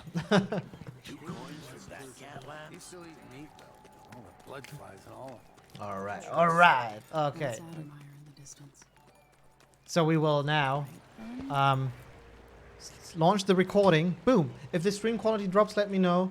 You know, it shouldn't, but it might still, right? It's the first time we need to iron out some kinks, possibly. Damn, the Okay. light is amazing, but I'm going sunblind. Okay, so yeah, this is where we arrive, right? In this new area. And what I gotta say before I really dig into this is, I love this setting. This is so fresh, right? I mean, this came out in 2016, but even still, it is fresh. Who's done like a sort of, what is it, like Cuba style, Caribbean, you know, kind of area in another game so far? Or until then, right? In first person, anyway. Okay, so from what I understand, my job is to go to the Adamai Institute. I need to bypass a wall of light, which is an obstacle that we know from the first game. And also go to Adamai Station. Okay, cool. That's it. I need to. Oh, optionally, I also have already. I found an optional objective, and you know me. This is what we're gonna do. This is what we're gonna do. All right. Man, I love this so much. It's like these dock workers doing their stuff. Look, that's me. So I suppose this changes depending on which character you choose. I shouldn't have eaten that. Now I'm paying. It's what happens when you're half starved. Man, look at all this. the This, time. this is so good. Like, I just love the world design here because it just, you know, like technically this is the part where I'm supposed to just keep on playing and then actually we'll look at all of this later in the recording, but I can't help myself but notice that the sheer information, the richness of information you get from this part of the world alone is insane, right? You look around and you see like that part of the world over there and you're like, what is that? That's a very interesting terrain formation, and I suppose they're building windmills there, which is cool, right? And they also have some here, which begs the question then, if you've played the first game, which is very reliant on oil, right? Whale oil. These guys seem to be taking a look at wind energy, kind of ahead of their time, right? And you know, these guys talk a lot, of course, but then you have, you know, all of this stuff going on with the blood and the innards here, and it's getting hard to breathe around. you know, let's see what happens if I just follow the blood. Oh man, wait. Ah, I'm not here for this. Okay, just follow the blood. Sure enough, I find a corpse, and these guys are into whale hunting, right? And their whales are a bit... they look like they decided to become sharks. They're shark cosplays now. You can print... Yeah, Fabian, let's create some posters of doors to just put on random walls to confuse people. Poor whale. Fuck. I didn't do that. Why are both of these unconscious? Okay. So, I don't really know where to go other than that I need to go to the Adamai Institute. However, as I already kind of spoiled earlier, I've kind of played a bit of this, so I've, by accident, unlocked an additional objective, weirdly enough, right? So, which happened because I kind of was walking down this road, And I'm an assassin, so I'm thinking, oh man, I'm out in the open, really, right? So I need to kind of, actually, why am I playing with keyboard and mouse? Kind of, this thing was really, really interesting to me. Oh man, I love this. This totally reminds me of the streets of Barcelona and stuff like that.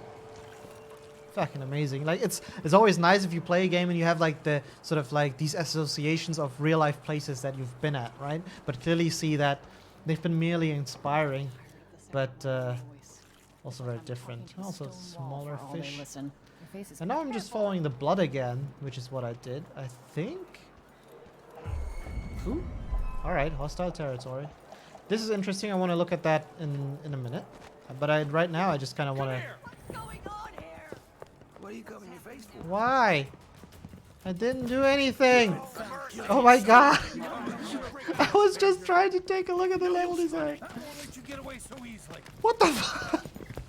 Alright. No. No. I'm not gonna slaughter everyone.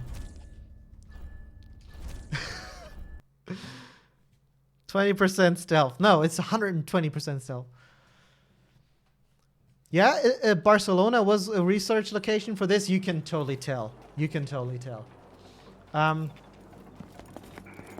One thing I really like... Ah, this is how... Okay. Right, so what I did, I ran down this alley, and then I decided, okay, let's not progress through the main progression, but take a look at the rest of the location. So I went down this road, right, without getting detected. And by the way, I love details like this, right? You have the staircase, but they put these planks. They even actually fortified them so it's easier to actually move, what do you call them? Like these... You know, where you can carry stuff, where you know, they have one wheelbarrows around. Yeah. Good stuff. That's like really, it shows like really, really good, you know, like a really good connection between the designers and the stuff that they were making, right? And this is cool that they thought of these kind of details. Also, like, look at how, like, you know, the gate is kind of not closing and they have these fish there. Yeah, that's nice. Even like little blood decals to show the blood flowing. This is something that totally, you know, like easy to oversee, to place. Okay, anyway, so what I really liked is that the game tells you, I think on the boat you learn about these, how you can find black market shops here, right? And they have no markers whatsoever other than these icons. And the game teaches you, or that tells you at the beginning, if you find these icons, you can follow them to go to like a black market, right? And you know, this is really easy to stumble into by just following this big red road of blood, right? You just kind of, whoops, all right. It's almost a natural conclusion here, and then you sort of just fall down. You know, it feels like you're making this discovery on your own. There's a dude who was killed here. That wasn't me. I didn't do that.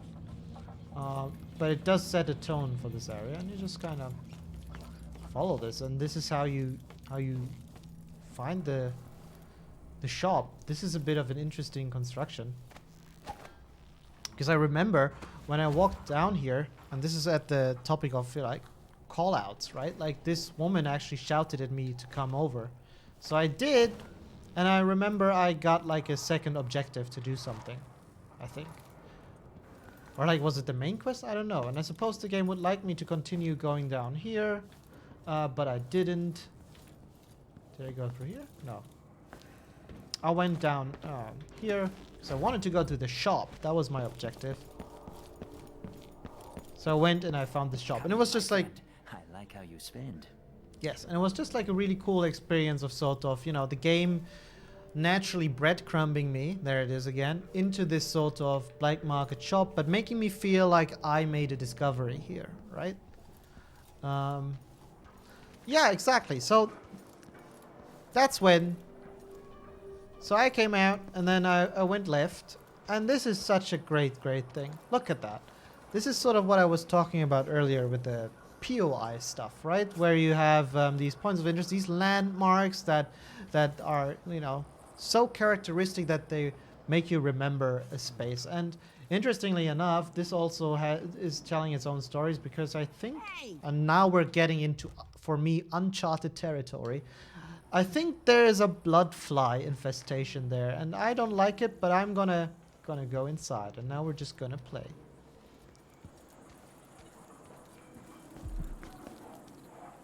Ooh, where is that freaking horror? Ah. Oh, it's gonna be inside, right? Ooh, yeah.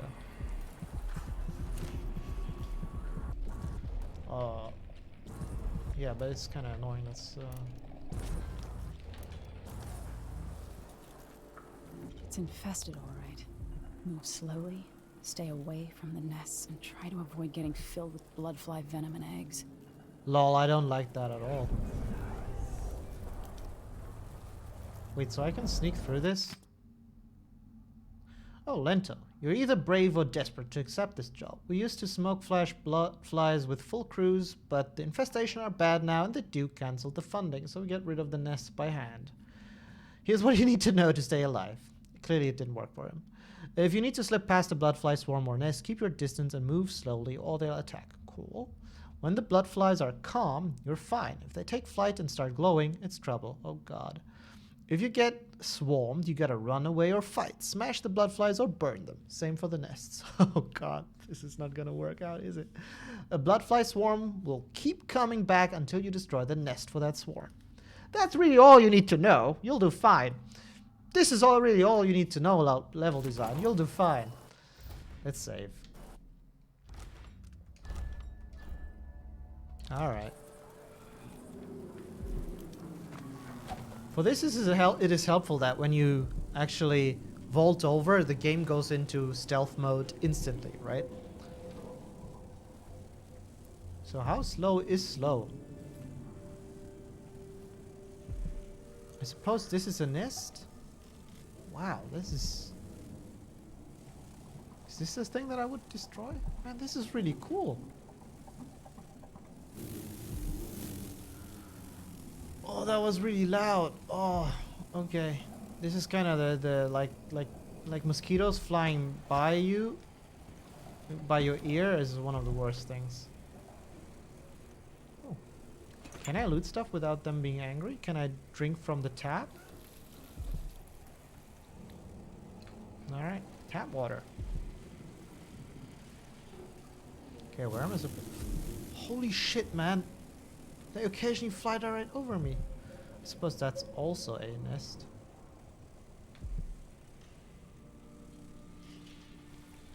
Oh.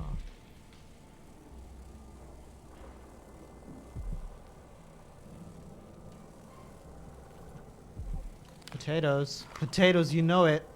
Carrots. Yeah, I'm gonna just eat everything. Alright, let's do it. What? Oh, this allows me to go past them. I see.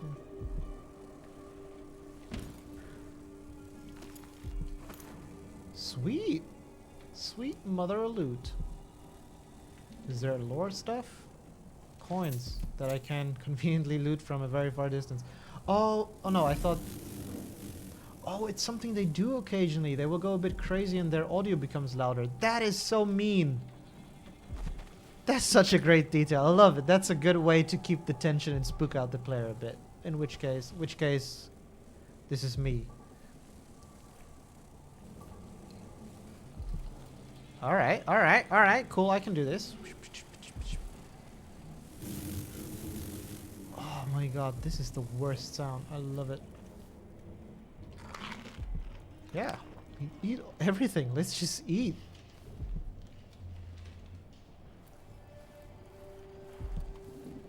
Oh, wow.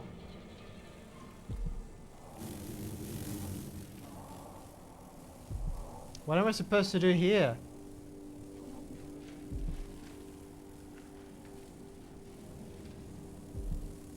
Can I loot it?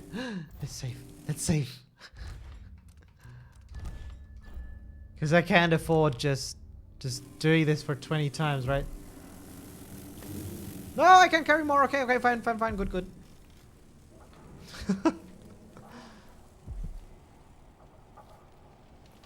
Ooh, this is some Last of Us vibes now, right? Just realizing though that Last of Us 2 came out. Oh, this is...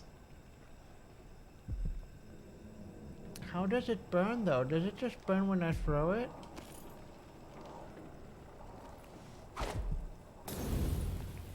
It burns when I throw it. Good. Okay. Cool. Let's do it. I have no qualms about annihilating these creatures. Booyah.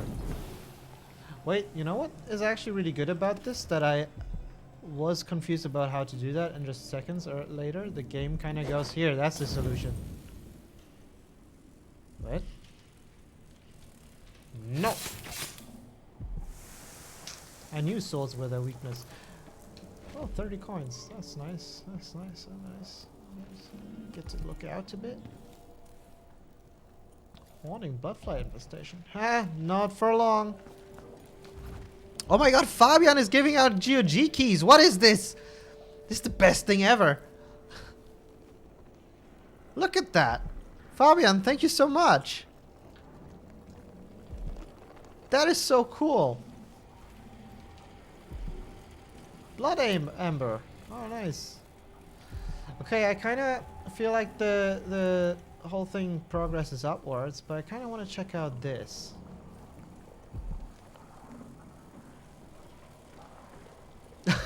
No!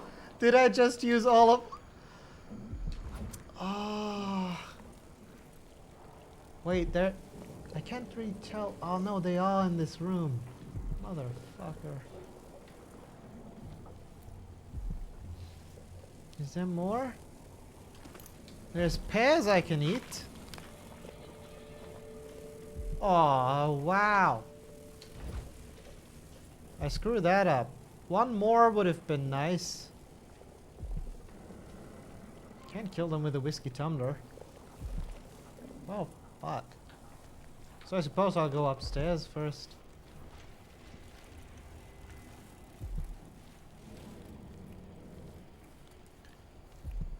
Alright, man, thank you so much, Fabian. That's such a great move. Thank you. Alright, these guys... Wow, they're already dead. Come on. Look at that. Oh. Oh, I'm smart. I figured this out. I figured out what they wanted to tell me with this. So I'm a smart person. Right. How am I supposed to utilize that knowledge here, though? Can I throw any of this? No. Alright, so you go for... so I wait until you kind of decide that... No?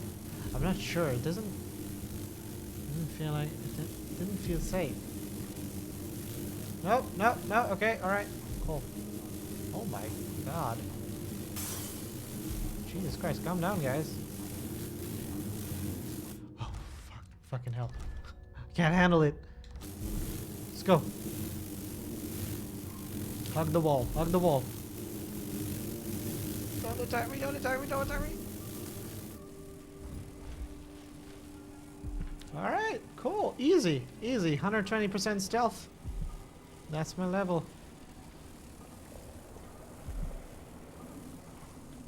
So what I think this was supposed to tell me is that I can use these corpses to sort of distract them bloodflies. Ooh. Oh. Nothing. Great. Am I supposed to go down this staircase? Is this a different section of the building? But I also can go back from here. Oh wait, this is confusing. This is where I came from, right? Yeah. No. What?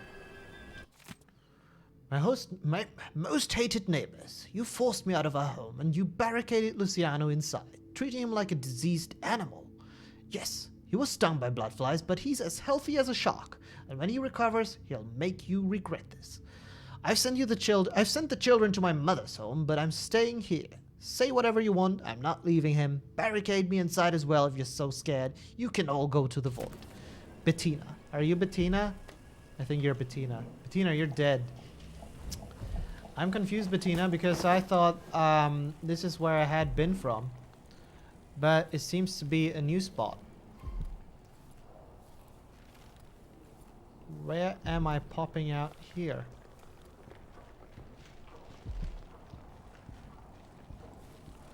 What? Oh, and she has some... I'm not sure it's a great idea to put the body where I'm standing. Oh, what the fuck are you? What? Oh no, come on. Like, we talked about this whole horror deal.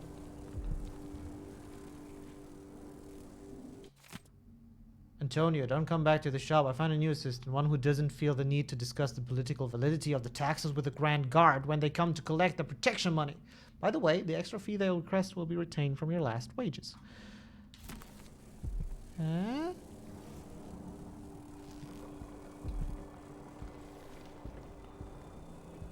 Why can't he walk there? Why does he look so creepy?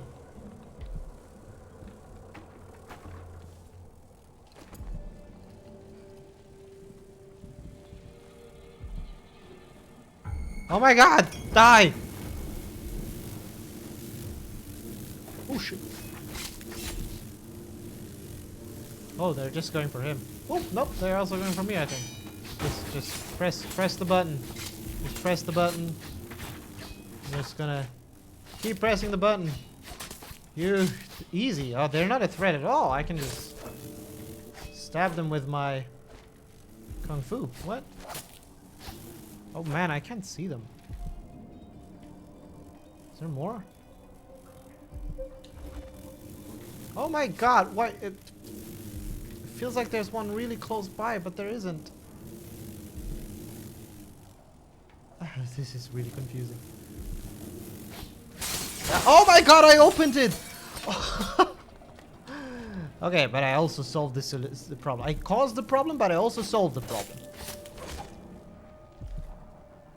What the fuck? Do we learn more about this dude now? Who was he? Why was he here? Sleep darts. Nest keeper. What?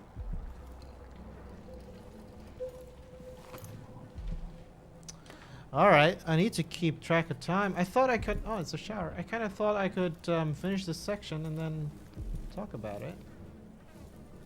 Bloodfly experiment notes. Oh, day 1. My plans are underway sooner than expected. Yesterday evening, I stumbled upon the corpse of a hound in the street. The bloodflies had only found a day or so earlier. Day 2, success. 2 of my samples hatched overnight, which was sooner than I could have anticipated. I didn't think it was possible, but they've almost quadrupled in size from when I found them. Still no... Ah, he wants to make a nest. Well, apparently I suppose he succeeded. Oh, it's a key. Oh, the black market shop key. Could you please not? Alright, I will say that I'm feeling a bit confused right now. Oh, this is a dead end. I'm feeling a bit confused right now because I suppose this is the end of this section. I can open the window.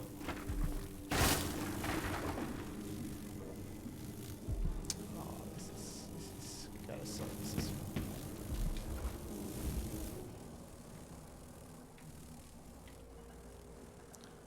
Okay, I thought this would be much cooler than... Yes, I genuinely thought this is how I was supposed to get out, but it doesn't look like... Wait, no, I have Blink. Oh my god, I have Blink. I could just, I suppose, get out from here if I... No. No, I can't really. Well, okay. We'll take this and then we'll see.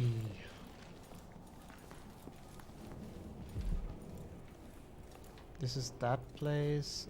Oh, so this is a bit of a one-way excursion?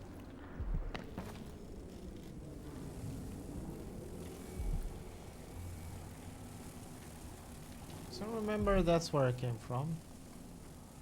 Right.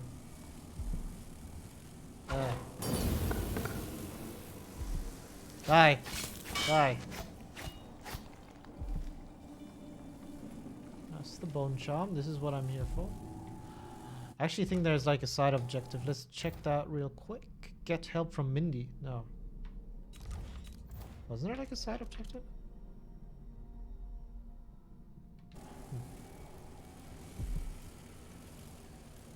Alright, L.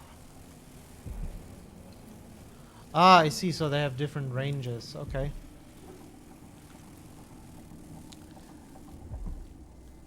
Oh, this is kind of cool. I love... Yeah, okay, I can... open up and then... Oh, and this is hostile territory? Oh, I got past the wall of light by doing this. Huh. How hard can it be to clean a few things? Honestly, why Oh. would I pay for a house full of servants when they don't do anything?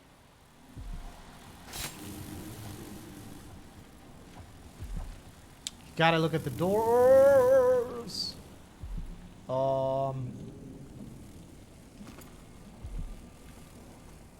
You know what? I'ma do it. I'll do it. I'll just fight these. Fuck off. Aha! I knew it. Swords are their weakness.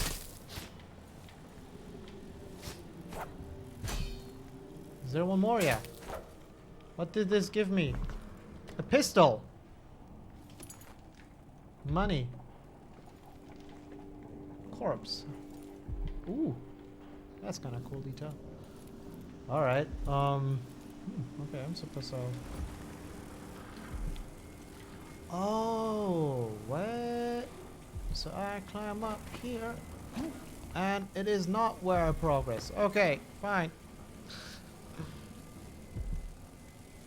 Wait, actually...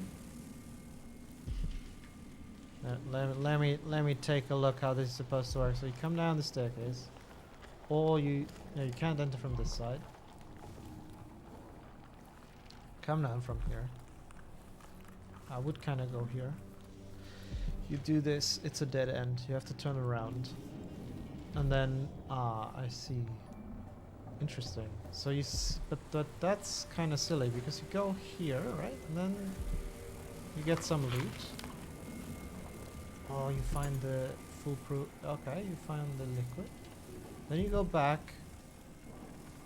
I think this is where it becomes difficult. Maybe... Let's assume I would have done this then. I turn around to search for a way up. Maybe. Maybe I could see that being the... No, because I'm not supposed to actually go through this, am I? This is just supposed to show me, I think. How do I then... Alright, so let's do this. Is this at the very entrance?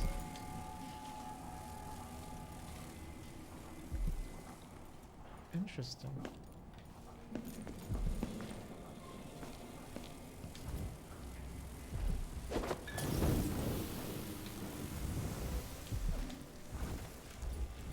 Let's grab another bottle.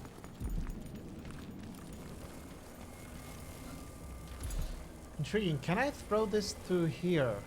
I wonder if that's sort of the... I'm not gonna try it though because I worry about breaking this. I suppose that might be why there were multiple. Okay, so I cleared this way. Right, now it allows me to easily go back. Equipped with all this knowledge that I have in killing these guys. And I can go here and... What? Oh, okay. Excellent. And I have the bone charm and some other loot as well. Fascinating. Alright, what's this? Tivian ore. Some money as well. Wow, the sounds these things make is horrible. Right. Was there any flammable stuff in here? I don't remember. I think with that I have done the entire building. Has anyone played this and would know if I missed something in here? I don't think... I think I got everything, right? Ooh. Alright, kind of cool. And then it gives me the option to progress because I can basically So I would have done this in this order, and then what? Like I go back.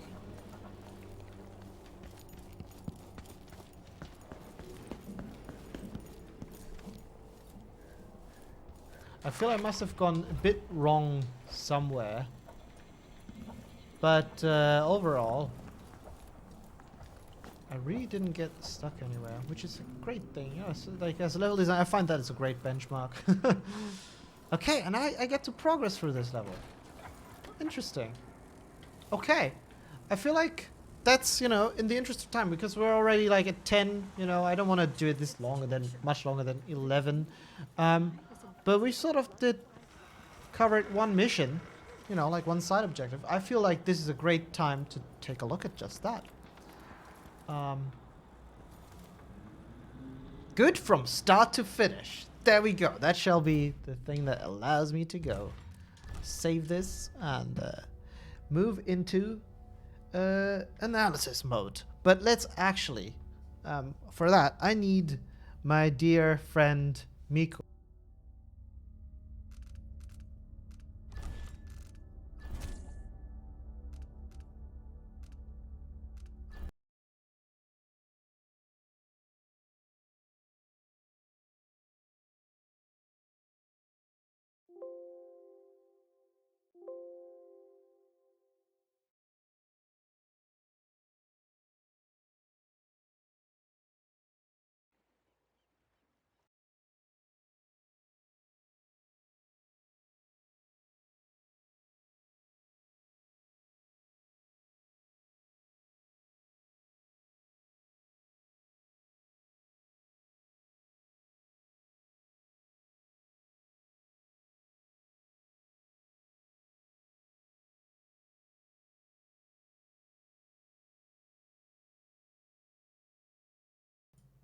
Hello.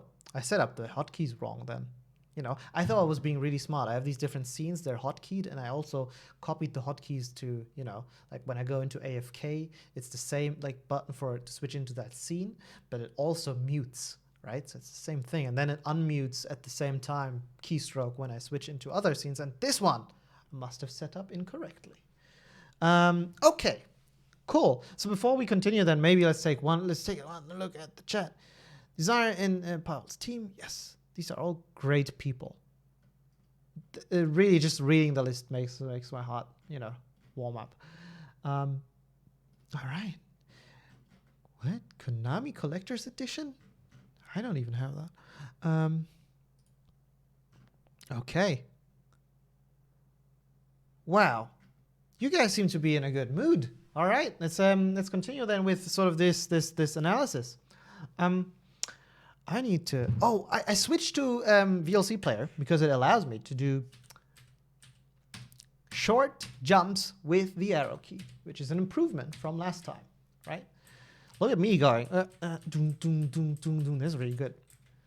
You can't see me, actually. I can see the video of mine on the recording, so now this joke fell flat. Okay, let's take a look. So I start out.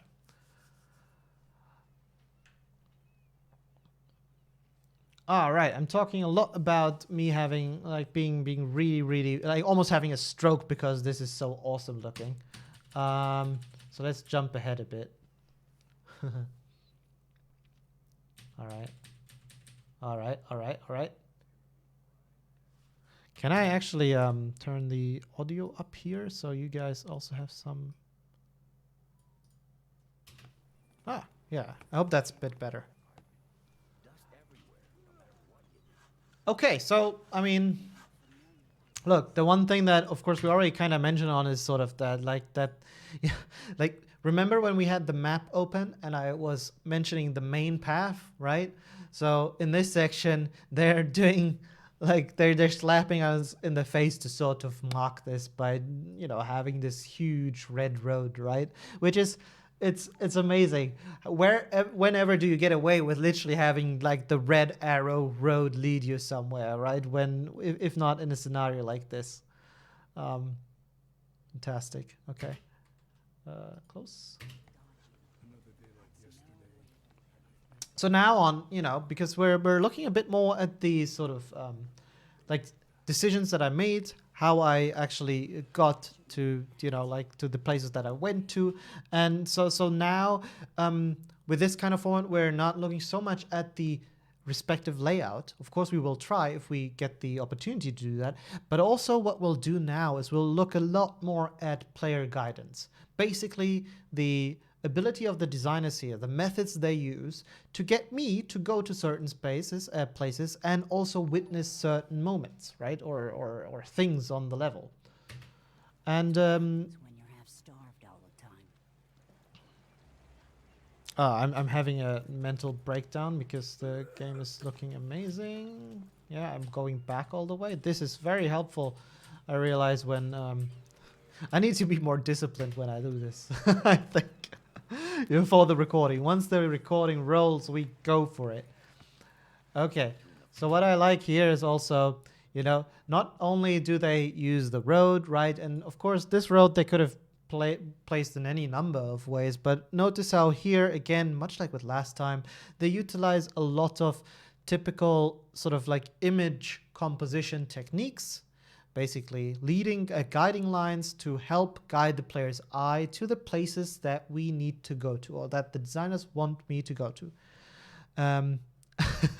So pretty much what we're doing here is we have one really strong line, of course, like this, right? Which is literally following the road.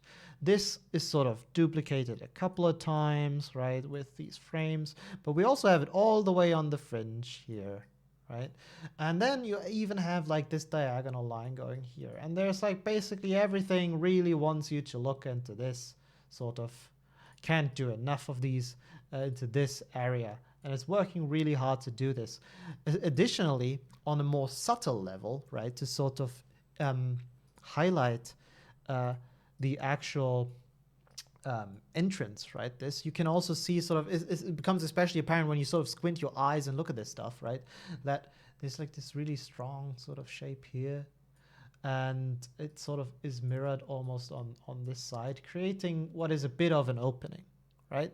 And if you wanted, and so it actually kind of feels like, okay, it tunnels there, so this section also becomes more apparent, right? Now if you wanted to be really anal about it, you could also kind of go, okay, it's probably more like this. There's an interruption, which I guess you could make an argument for, because ultimately there's also the shock, right, which is a cool little thing to see. But keep in mind, we're also wanting to know the player where he needs to go. So actually the really important bit is this ramp, and yeah, ramps and staircases, they're the things that scream progress, right? Like this is where the level continues. Okay. No, by the way, it's fucking amazing that you're having such cool interactions with Sasko in there, and it's really, really beautiful to see. Like I'm not joking. Where you guys are joking about, you know, dividing your attention, but it is really, really good stuff. Ultimately we're here to have fun. It's getting hard to breathe around here. I suppose also one argument could be made about oh, all right, I can use my tools, about this poster. Oh, come on. The first time I looked at it, what made me... yeah, you have this dude standing there, and also it's a bit... It's not super strong, but you do have a bit of a, you know, whole contrasting color going on. Like this color is, if only maybe replicated at here, which is sort of the same vicinity where you should be looking anyway. There's motion caused by the dude there, and it's, you know, like really big signs. So I suppose you could argue that intent was played here to make that also the obvious thing. Also with the placement, right? It's this literally when I walk down this road, you see it here on the left side already. That's sort of, you know, there's almost no means for me to miss it if I just turn around and walk down this road. Okay, which is good, of course, because it gives context, right? There's clear purpose that this has for the greater sort of background. Narrative background of this. Yeah, skip forward. Oh, this is where the dead people are. Okay, so I go down here, right? And then for these kind of moments, the cool thing about being able to sort of signpost the main path to players is not because we want to make it just like solely obvious, okay, here, this is where you need to go. But being able to identify and properly gauge the importance of a path as a player is a really, really important tool, because it allows me to sort of decide to make some cool decisions here, right? It allows me to understand whether I'm supposed to, where I need to go to progress, and hence, as a result, where it is okay to mingle and explore a bit, right? It gives the player, in a way, the tool to decide for themselves how to spend their time without the feel of being pressured one way or the other, because they might worry about missing out stuff, right? So by subconsciously making the player understand, okay, this is sort of on the left, this is the important path here, right? By the way, the railings also going up sort of, you know, in the darker color also add to this feeling of going up there. Knowing this and being able to differentiate it like this so easily makes me feel much more welcome and invited to go check out the carcass of the whale, because I have very clear idea and knowledge of where the level progresses, right? So I feel it's okay to strive from the main path. I'm in control, right? So I can move around. That is until you get detected by some random dudes. And lo and behold, you know, it actually loops back up to this section. So I'm actually not missing out at all, right? So it's like this little safety net for the player, right? So it makes me feel comfortable and welcome in exploring. Okay. Yeah, the whale that's just cool. I just think it's awesome. I mean, it's horrible that's a dead whale, but look at that whale, man.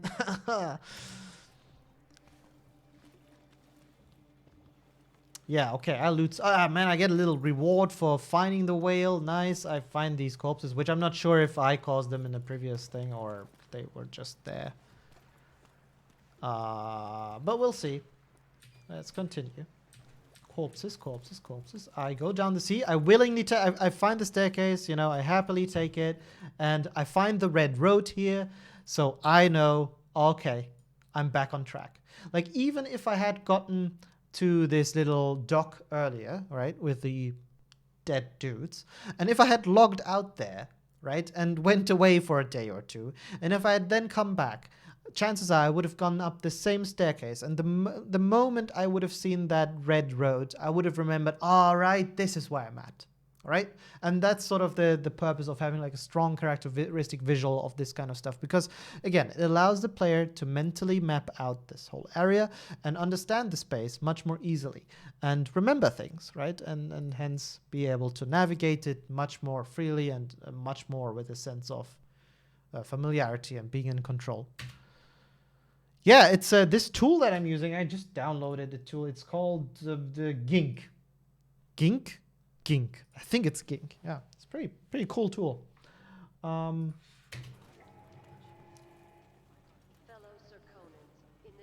it's the same way with this passage now, right?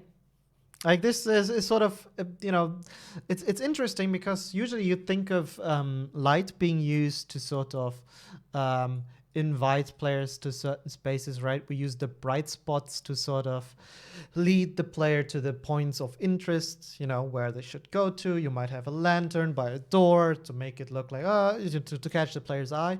But much in the same way, and I would argue probably even more so in a stealth game, the shadow and negative space can also be a very strong tool to lure the player around, right? Because, man, you know, like in real life, you'd look at a passage like this and you might think like, I don't know, like I don't want to get robbed or whatever. But like in a game where I'm, you know, a powerful, mega awesome assassin, you're like, yeah, I want to go down that way, right? I want to go off the beaten path. And again, why can I make this decision? Because I know where apparently the main path is, right? Where the game wants me to go. So I can feel in control when I step off of the main path. And again, I like how it's a bit, you know, different here. They use the shadow sort of to create this contrast, which has a lot of allure.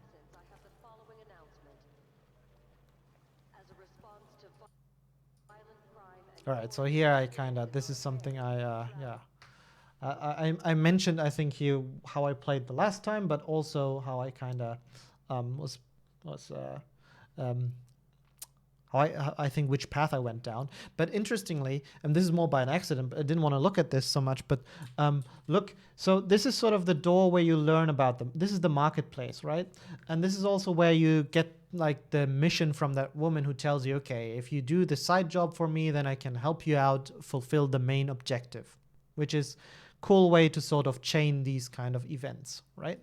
And even here, right, even though I don't really see the door all that much, the way this shot, sort of this level is composed, it's working really, really hard. It's trying to get me to this point, or at least close enough so I can see the door and possibly then the decal, you know, like this hand decal. I'm not sure if it's visible on the stream, but you know which ones I mean, with the hands that lead to the black market, right? From where I, as a player, can almost pick up the progression on my own. So yeah, we have, again, you know, these guiding lines. I suppose, you know, you could, like this strong sort of pull from the side. Of course, I mean, to many, this might seem very abstract, but it is there. And, you know, like, it's not much different than how paintings of old masters really work. I mean, everyone who really works with image design or anything, or paints, you know, they're familiar with these kind of compositional techniques that help you guide the viewer's eye in that case. In our case, it's the player's eye.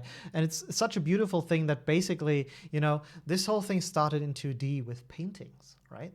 And I mean, it also made its way into film, right? Which is, by the time we look at it, also 2D, right?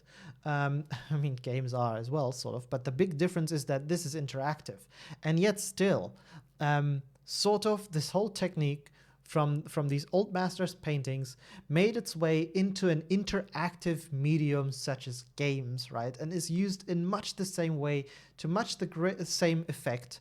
And what is so mind-blowing to me with this thought is just that, you know, with a painting, again, you have a lot of control. It's literally just one view that the viewer can have, and that's it, right? But here, the player dictates the view they have, right? But, you know, by sort of shaping the landscape in a way, the layout in a way that I can sort of anticipate, okay, the player will come by here, right? This is a choke point. The player will go through this door.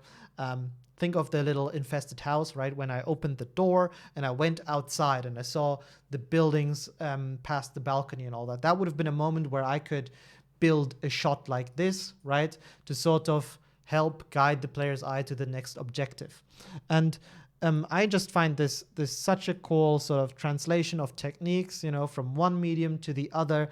And even though this medium works so differently, by allowing the player the control of the view, these same techniques still work equally well. Yeah. You know, it's a freaking staircase also. I mean, it might be such a stupid detail, right? But staircases really are something like one of the simplest ways to tell a player where to walk, right? You know, and if you place a hill, if you have a hill of terrain, you put like a staircase on that hill, you know, players will be lured to walk over that staircase. They might not, because some of you are rebels, right? You don't use the staircase because you think, yeah, I'm not going to use the staircase. What am I, an idiot? The game designer wants me to use the staircase. But here, you know, like where otherwise, look, if I put the mouse over it, it might be hard to understand that this is actually a passage, right? You sort of have something like this over here on the left, and you know, you have some other shapes on the screen here, right? And in the windows, it's not so clear cut, especially not in motion when I look around, right? But by just placing this tiny staircase in front of it, it's a nice little like nudge to explain to the player, yeah, this is a passage, you go here. Hey, Shial, I don't know how to say the name, but that's one of our fellow Reds. Welcome to the stream. Thanks for checking it out. Okay, right. So look, this is almost the next challenge. How much can I talk about just one shot, right? And I would say we did a lot of Shia. All right, nice. Welcome. Man, I feel so humbled that you're checking this out. This is amazing. Thank you. Yeah, so you see here that, you know, I can spend a lot of time talking about individual shots, which, you know, it's not just me being manic, but it is also, I hope, a hint for you guys to understand that, yeah, there is, you know, holy crap. There's a lot of thought that goes even into a tiny section like this in a game, right? And there's a reason why Dishonored 2 or any Dishonored game might have, I don't know, I haven't played this, so I don't know, might have like 10 levels or so and not 100, right? Because each one of them, as you see, requires a lot of careful thought to be laid out and then executed on, right? Because there's a long way from the plan all the way to the final product, right? Shit's complex is my point.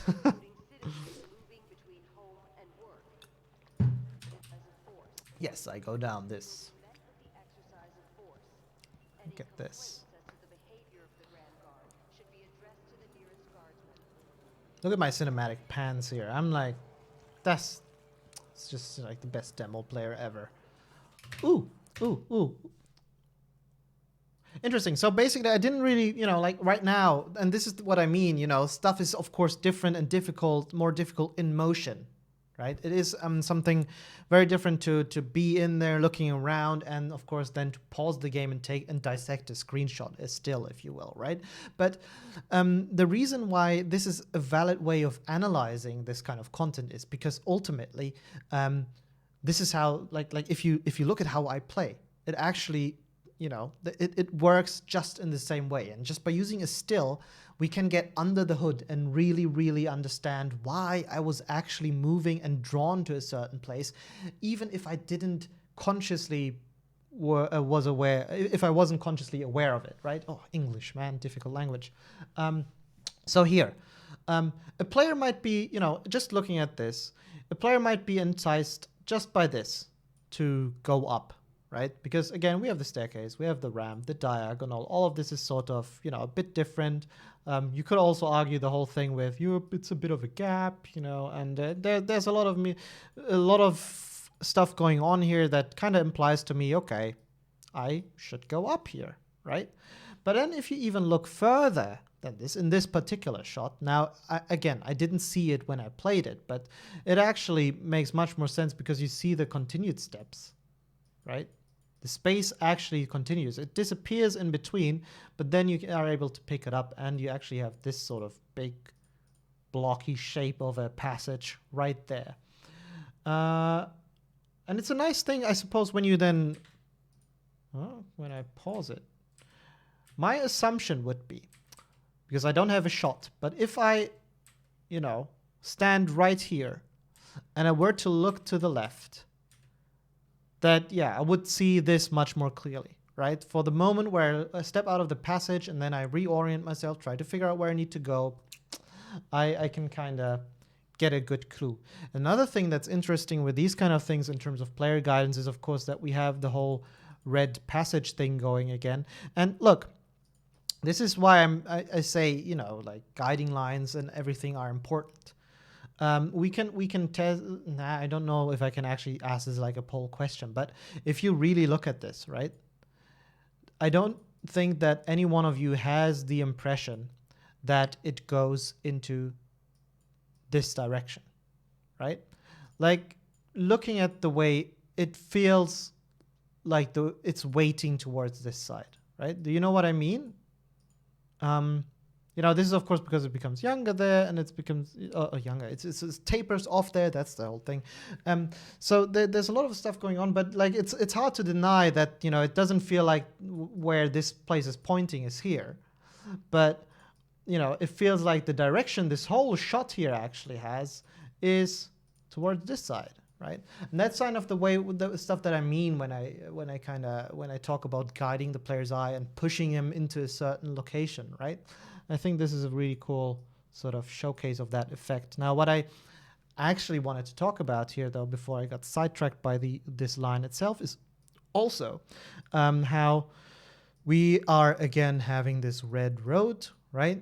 And it kind of allows us to make this connection. Okay, it goes back to the area from where we came from. So it's again almost like the safety net for me to understand, okay, I'm now here in this new area that I've never been at.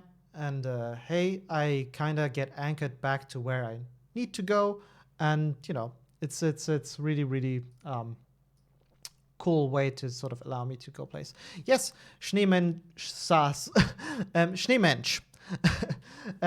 Yeah, because the intention here is to kind of showcase the staircase and kind of guide you toward, right? But it's sort of also, this whole thing is working to sort of allow you to make that connection back to the first section. It's not like this thing wants you to go down to the left, right? What my point was that I'm trying to make is that there is a clear weight here, right? Like if you had to pick whether this image is more left or right leaning, then I think it would be hard to argue that it would be right leaning, right? That was sort of the point I was trying to make with this. But yeah, as I outlined earlier, of course, this is very interesting, and the designers clearly want me to be aware of the staircase leading up, and yeah.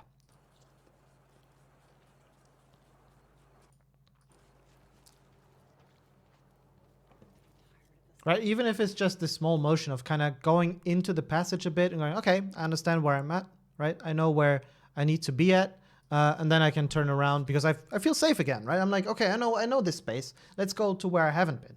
Wall for all they listen. Your face is Careful.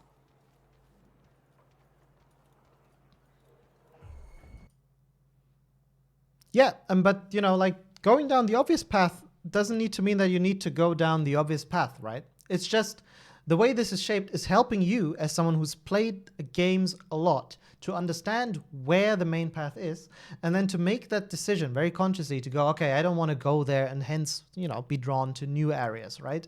But if the game was made in a way where all of the areas would look the same, there was no weight in it, then you'd kind of, you know, you wouldn't know where the progression would be, and it would actually, you know, it might sound really cool because you're like, oh, yeah, but then I need to find the passage on my own and all that stuff. But believe me, it could get very, very, how do you call it, confusing or frustrating quickly because you constantly feel like you're missing out on stuff, right? You go one passage and you're questioning your decision to go there because you're thinking, yeah, but there was also this other passage that I could have gone to. I wonder where that would have led. I wonder if I'm going the wrong way now, if I'm progressing through the quest sort of, and missing the optional content, right? And only by sort of weighing it this way, we're kind of able to make this decision as a player more comfortably or more assertedly, I suppose.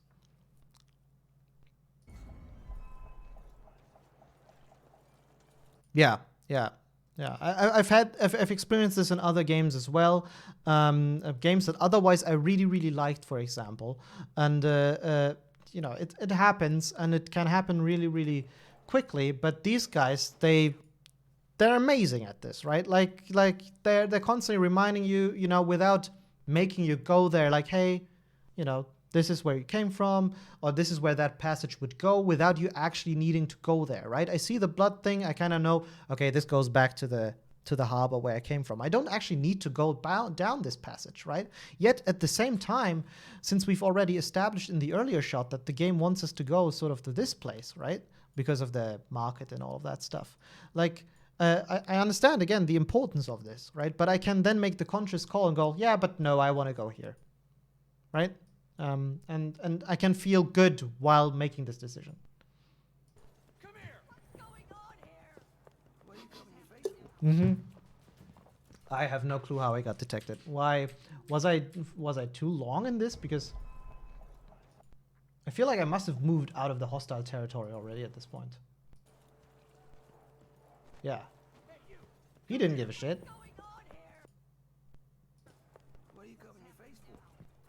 What are you covering your face for? Well, you know.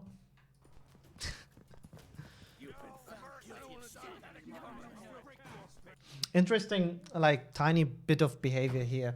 Okay, this you know, could be entirely accidental, but it's something that helps to be aware of when anyone is sort of designing levels. Players will have a tendency, you know, to when caught in danger, right? When surprised and all these stuff, like, and I think this is like almost like a baseline human instinct, right? You kind of have the instinct to revert to the places you feel safe. In this case, in the game, it's sort of the areas that you that you know, right? And not only because it's the wider passage, like, you know, I wouldn't see myself in almost any scenario to have picked the staircase to run up to flee from these guys, right? I would flee through the area that I've sort of already been to, that I've been familiar with, and yeah. And you know, this doesn't really right now give me anything as a designer, but it is something that I can be aware of when I make my stuff, right? Because knowing this, I can maybe cater for it. Maybe here, right on this chest, I would now, you know, like a forthcoming designer might have placed a grenade, so that if any player who flees there, you know, they find a grenade there and they're kind of invited to fight back, right? Or maybe, you know, I would have like some nice cover here that allows me to you know, to get away and hide and find safety in this area. You know, just something to be aware of. It's not like a huge thing. And this is where I go, nope, not doing this. All right, I suppose this is sort of this moment where we actually... Oh, this is where we finally go up the staircase. Right, and we transcend into gameplay that I really haven't done yet.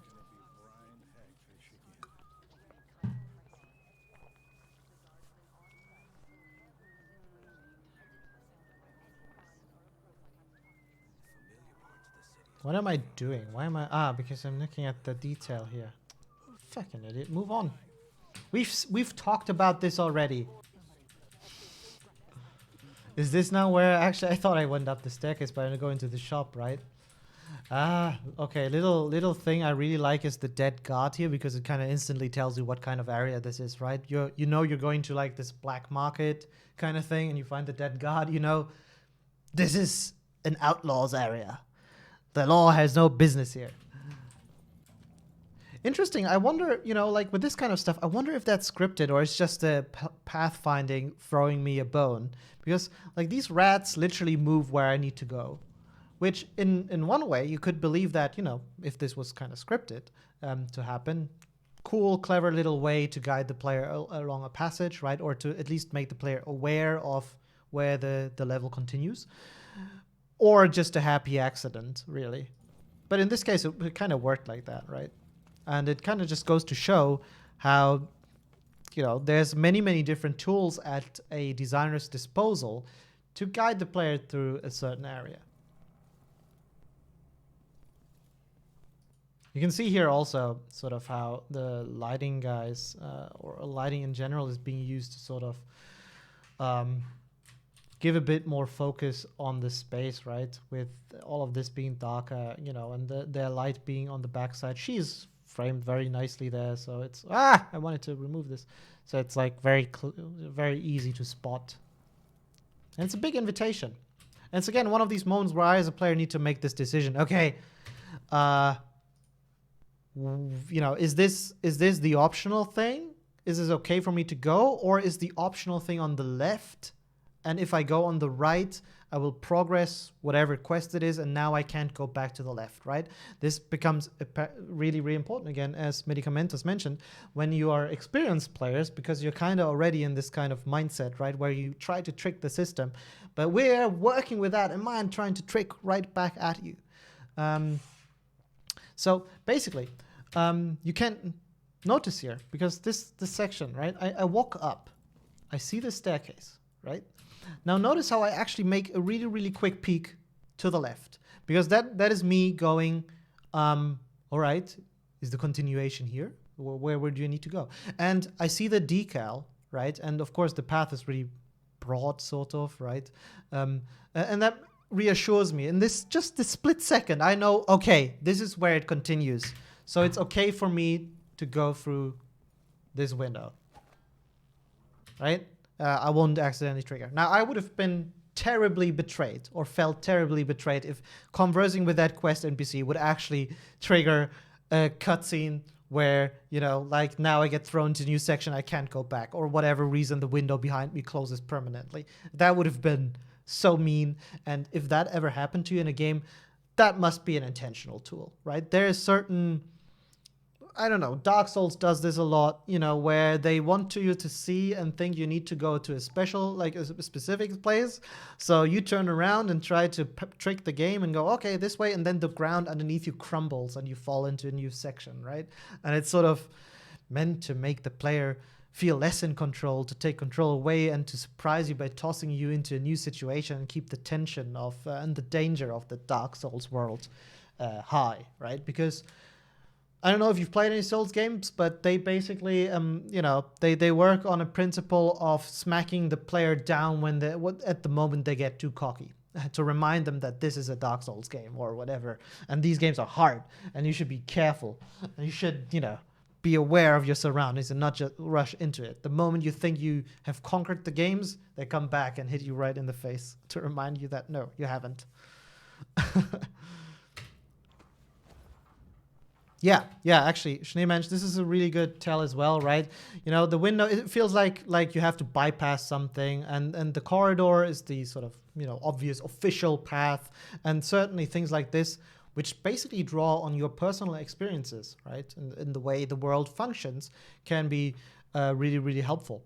Now, this might seem like a really, really obvious thing to say. The corridor is for walking and the window is for not walking. But you see how important this becomes when you compare it to games that don't use these tools, games that are more abstract, right? Because, I don't know, it might be like a 2D roguelike or, I don't know, Pokemon game or whatever, where you can't really use all of this real-world geography in much the same way to guide the player along, and they have to use different tricks to utilize or to get the player to walk where they need to be. Hence why having a game where you can use this is actually really nice, right? Because it allows the designer to have a multitude of relatively simple tools that help him to move the player around. What? 3 Days of Dark Souls. Dark, danger, and doors. And souls.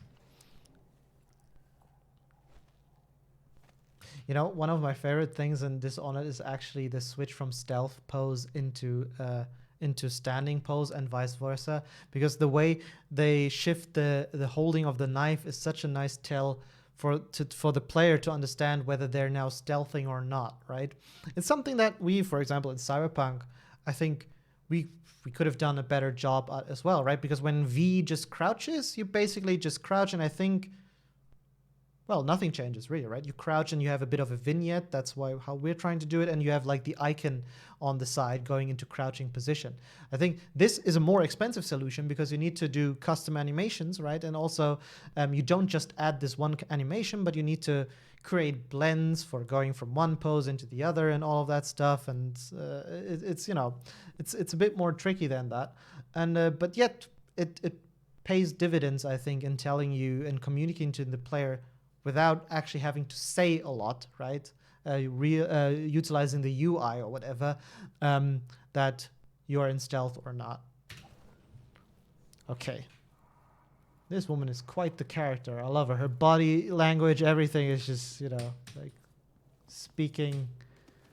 I wonder if this is the door that I can open now that I got the key.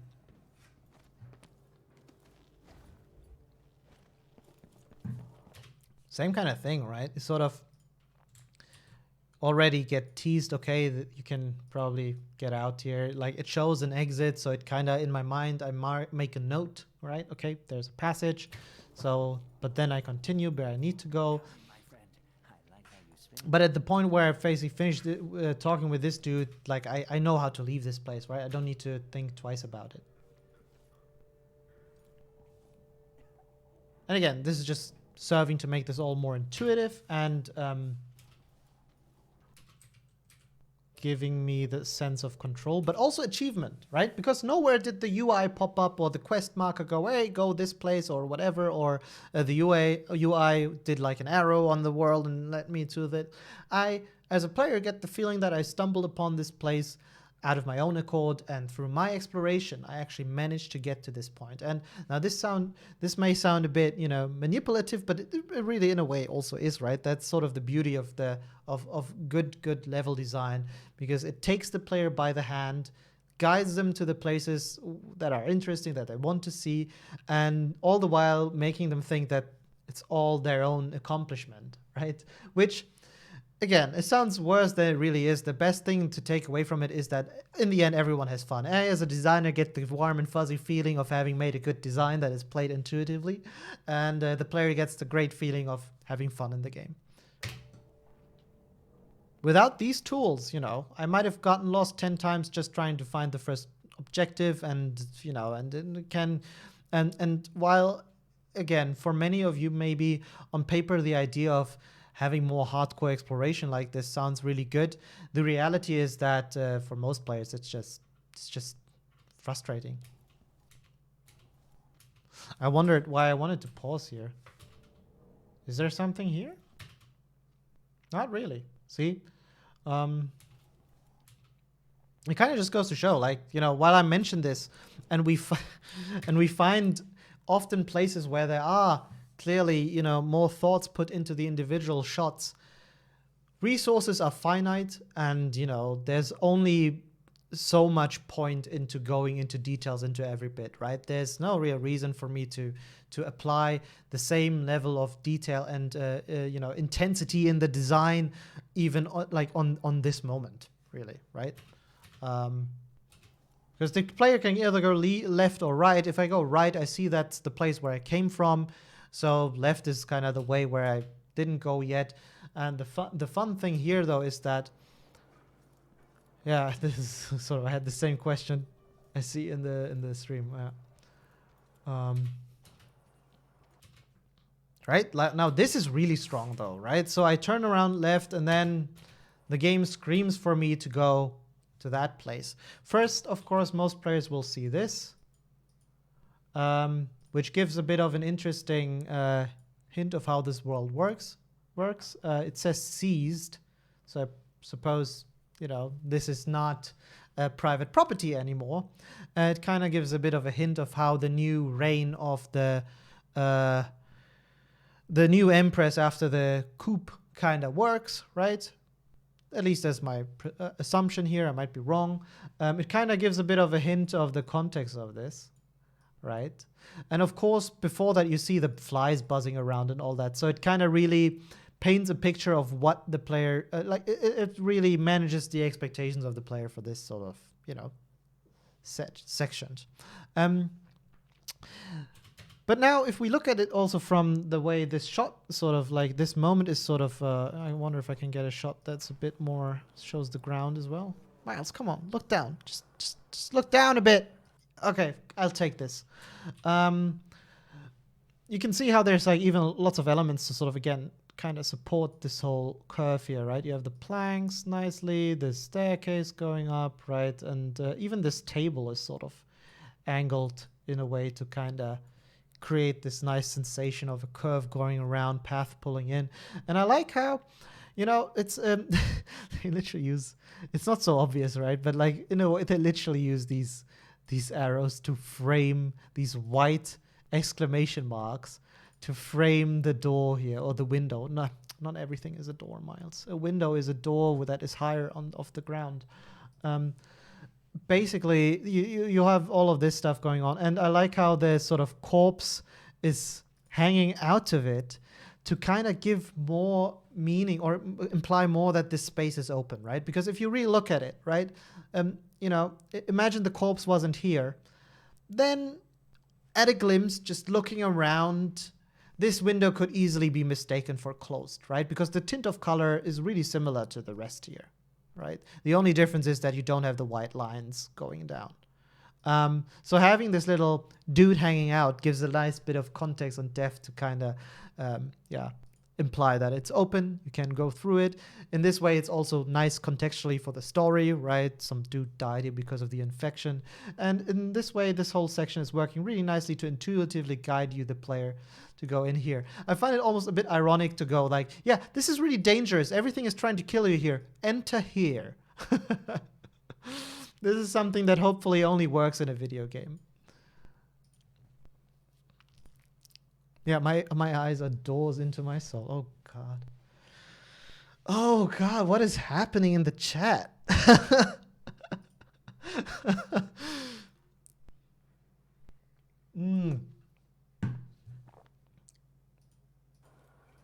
Schneemann, by the way, about the placement of the island, I don't know. I lack the context. Maybe if I were to continue playing this, I could find out.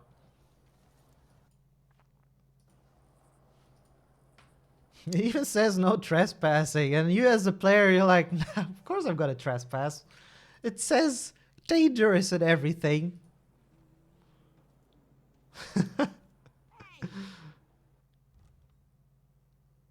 Medicamentos, actually there's a chance that a lot of these shots might have been, you know, this is yeah. Like generally, if they're more carefully composed like this, you either have really, really good environment artists, which is, you know, a big possibility, or these shots are more polished up for concept art, sometimes both, right?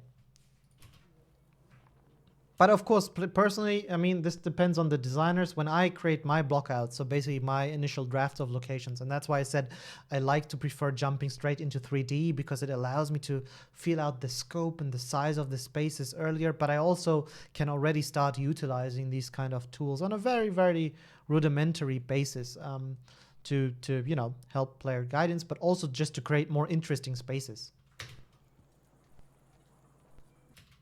I didn't actually notice. One thing that now pops up is I wonder if I can actually go there, and it's almost funny how, you know, like the light is literally like once you hit the stairs, see, like this light is actually really visible. That's kind of cool.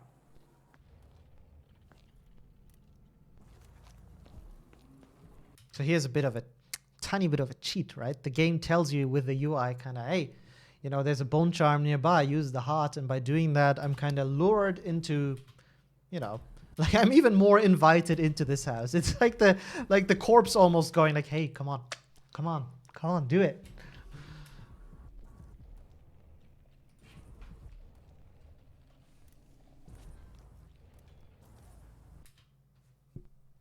But who comes in first place? Do you create your 3D blockouts, then an artist tries to draw a concept around it? Inviting corpse. Yeah, that is a choice of words that only works in a certain context. And it changes meaning entirely depending on the context. Yeah, do you create your 3D blockouts and then an artist tries to draw a concept around it, or is it totally vice versa? Depends, really. It is not, at least in the environments that I have worked in, it's not as clear cut. Some places, you know, because they have a huge story importance, right? They might get their concept arts first, and then we start working from there. Sometimes what we do, and that feels really, really good as a designer or an artist, is you create the 3D blockout, right? And then like you'll have some reviews maybe, and then everyone goes, yeah, the blockout is cool, let's proceed from here. And then concept artists will take their own screenshots, maybe from these positions, as I said to you, the moment you get out of the door, you see this stuff. And then they will create what we call paint overs, where basically they will paint over these screenshots and create a version of how this location will look like or might look like when it's done, right? Like for me, for example, if I was a designer, my design might look like, maybe with a sign like this, I might actually try a bit harder to word it out because it has some narrative context. But you know, in a 3D blockout, I might have like a grayscale building of this, right? And it would just be grayscale. That means it's just a gray wall, really. And I might just put like an orange box here, just, you know, to kind of showcase that, hey, I want the player to look at here. This is like an important bit, like a huge landmark kind of thing. And then the concept art would take that in a paint over, for example, right?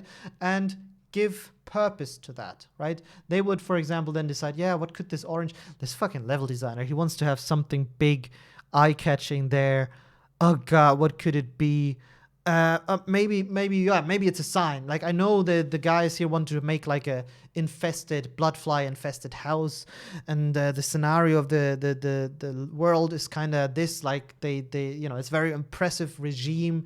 Maybe I can add a banner, right, and make it say seized, and you know, that way it fulfills all of these while allowing me to make sense of this location, but also add a bit extra context. And that's how all of these designers kind of, and artists, they and all of these disciplines really, they work together to push to one goal. And when it works beautifully, and in many games really it does, you get results like this, right? Where each discipline is able to contribute almost independently from another to the same goal, and you are able to layer and layer and layer and layer different components onto it that help sell the entire idea of the space, where now at the end we play it and then we get all of this information from one shot. I know where to go.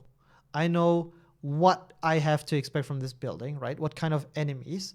I kind of get a story context about, you know, the greater world, what's going on. It's all just from the way this is built. And if you think about it, that's really, really cool. That's really awesome. Why doesn't it unpause? Oh, because I'm in my tool. All right, so let's do like a quick run through this house, and then slowly wrap it up, because we're going at roughly 3 hours of babbling about level design, and we have seen plenty. It's infested already. But I also still think this is interesting, so I want to finish this up at least with this. It seems like a nice spot. Bloodfly venom and eggs.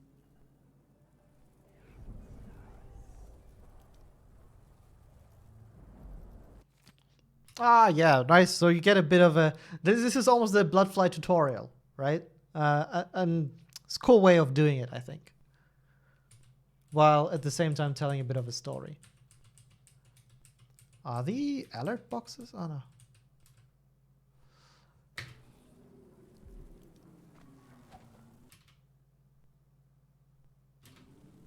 Yeah, again, here you see sort of how they're playing with negative space and, you know, and the light to kind of signpost the door and the passage, right? Because, and they need to be super mega obvious here, because obviously as a player, you know, being put into this new challenge, unknown scenario, creepy crawlers flying around, being loud, that's a lot of tension, right? So I feel very tense. So I kind of don't have so much mental capacity to spend figuring out where to go, right? I'm already busy not dying or trying not to die. And, you know, that's not to be underestimated as a, well, as a sort of thing that, you know, like occupies the player. Because if you throw too much at players, it can quickly get overwhelming, and then, you know, all the magic falls apart, and you don't want that. It's kind of also, I mean, yeah, I suppose you could say that this lantern is also kind of used to guide the player forward. And this is a bit difficult, because to me, when I started playing this felt really dangerous, right? Thank you again, Fabian, for dropping by and leaving such an amazing imprint on this, my first stream. I really appreciate it. Everyone, say good night to our dear friend Fabian. Thank you, man.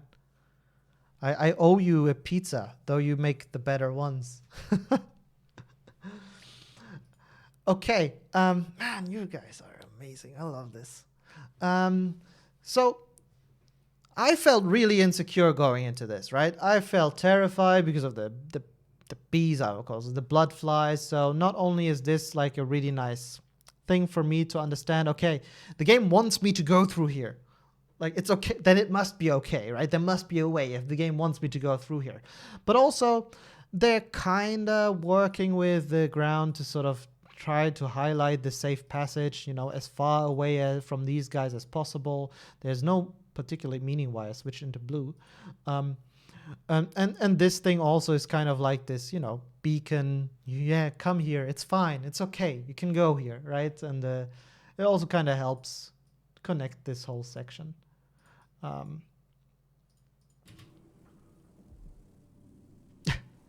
Yeah, I think I outlined how I felt not very good about this.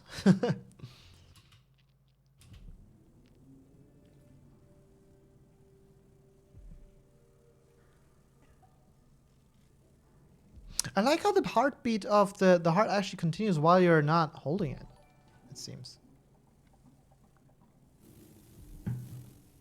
Oh yeah, I don't know if you can hear that on the stream with the volume of this, but like that's the moment these guys freaked out. Oh, what? There's a bottle of alcohol on the ground. I wonder if it's the flammable kind. Ah. Oh man, Noyakas, I appreciate. No, you are breathtaking. God, I think this must be the first time I said this in a long, long time. Okay, this is just me testing the mechanics. Yeah, interesting, right? Because like here it's not so super clear cut, but it's okay. Like it's not. Oh God, Fabian! Oh no. So we'll delay it a couple more times, and then you won't go to sleep at all. So basically, I find this really interesting. So remember earlier when I talked about weighing the paths, right? This is sort of scenario where I think it kind of showcases how it might be okay, you know, given the context, to break their own rules, which is why it's important to kind of be aware of these as a designer, right? So here, I don't find it super clear whether this door over here is the progression. I see the staircase. It's a nice call out, right? Imagine the layout was worked in a way more where, you know, if this door was just a meter more to the right, right? And then I would, of course, have maybe more space in this area. Might be nice. But even just with this meter, then suddenly the door would be kind of like this, right? And this would change entirely how you might feel about the space, right? Just by being able to see the staircase, I actually am again, you know, invited forward. I start to understand, okay, the path continues there.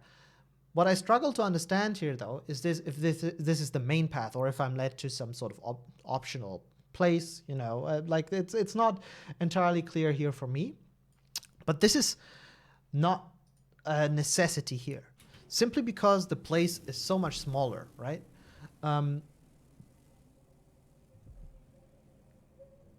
So because like this is it, right? This area basically concludes that space. Like I can go behind this, right? And then I loop back and can go right. So it's not that big of a deal here for me. And I would reckon as a player, if I moved up the staircase, I actually did have this moment. I think I would get like a bit, you know, conscious, self-conscious about, do I actually, should I go back, check out what was there and all that stuff, right?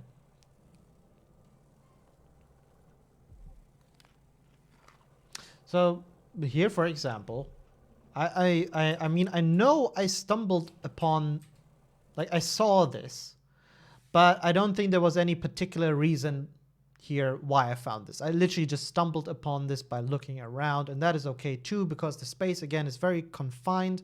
The reason I find this is not because of some great compositional effort here, but simply because I see an obstacle, I judge that I cannot walk past here. It feels too dangerous. So, you know, I feel like I'll look around a bit for another passage. And sure enough, within eyeshot, I can find one, right?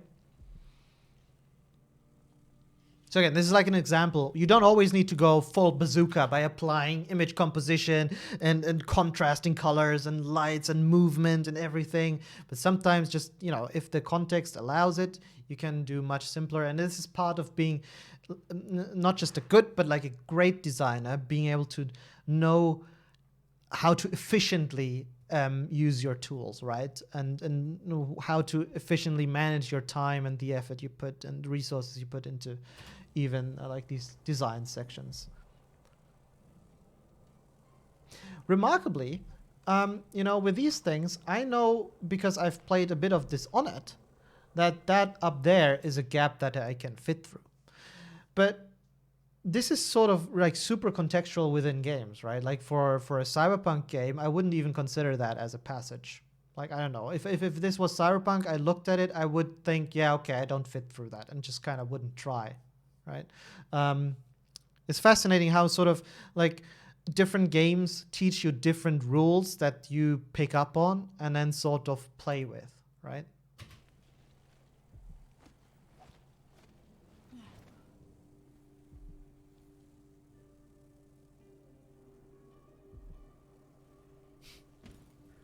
Here, basically, the loot is used to sort of tell me, okay, it's fine. Come on.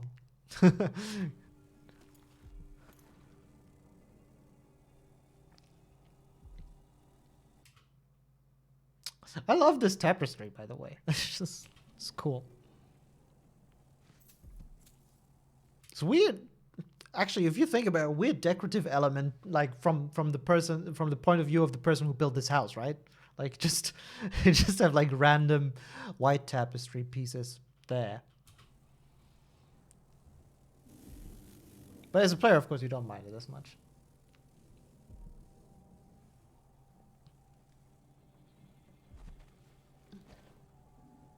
Interesting use, right? Like, you know, sometimes, I mean, there's this idea that all kinds of backtracking is bad, but I think here you just can get away with it, right? Generally, when I make my stuff, I really like to give the player a sense of moving forward by trying even to provide like minimal differences that prevent backtracking, right? So in a case like this, what I personally would have maybe liked to do is to you know, like maybe from here you could find a way to crawl underneath this whole thing and then get back to the same space, right? Because you could break something and then only from this side that allows you to crawl back to the other. I don't know. But you know, something to allow you to not backtrack or provide an easy means here, like a really obvious bottle that would allow you to kill these guys. So then you can walk back a slightly different way than you came from. So you don't, you know, if we look at it from top down, imagine this room, right, with a divider here.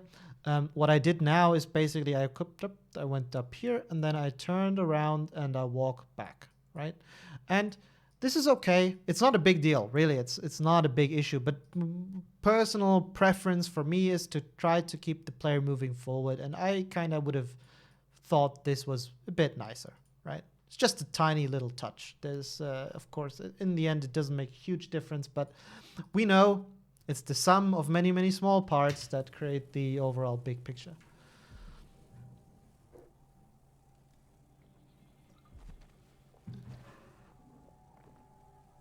Oh yeah, the ammo preparation.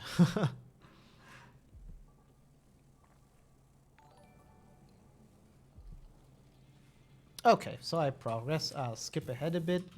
This is such a nice way to lure attention to the players on the right. And I remember I actually said out wow because I really love that they used the dynamic shadows here and made these critters, which are already kind of creepy and, you know, like intimidating, look even more crazy and scary. And it's I found this so clever. I wonder if this is literally this cannot have been, I don't know, this feels too brilliant to be the first idea.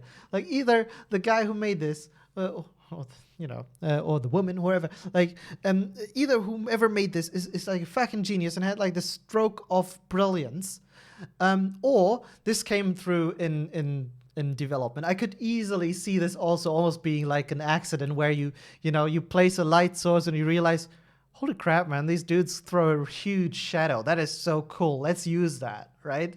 And then they just did and made it a thing.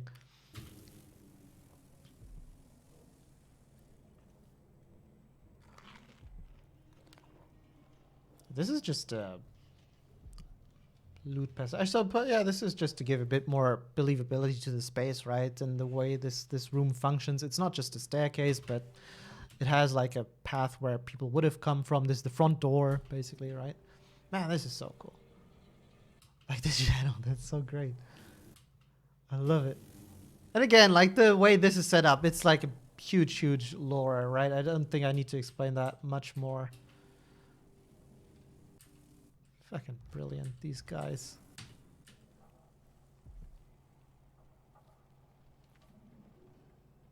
Yeah, see here how they're trying to use the little light thing to kind of get me to stumble upon these Firebombs, I'll call them. Oh, thank you for asking. I've been sipping away. Look, this used to be full. I forgot. I have always my tea kettle over here, which has some amazing matcha tea.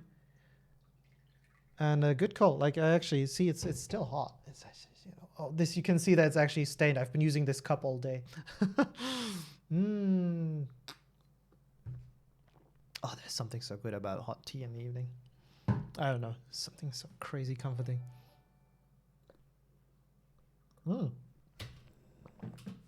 It's actually not a kettle, right? It's just a teapot. I used the wrong word here. Okay. Look. Okay, so, I mean, we have a lot of these instances, right? I think the principle here becomes clear in terms of player guidance, right? How they, here specifically, they use contrasting colors, right? The super warm light, the super cold light to kind of create contrast. And contrast is something that our eyes are really good at picking up on. You get drawn to it, right? And so that allows you to look at the places, or kind of almost forces you to look at the places where you need to look. Also, see, it's like a projector. It's actually flickering, which is kind of cool, this little bit of motion. Huh. Here they're actually using like 3 kinds of light color to create this contrast.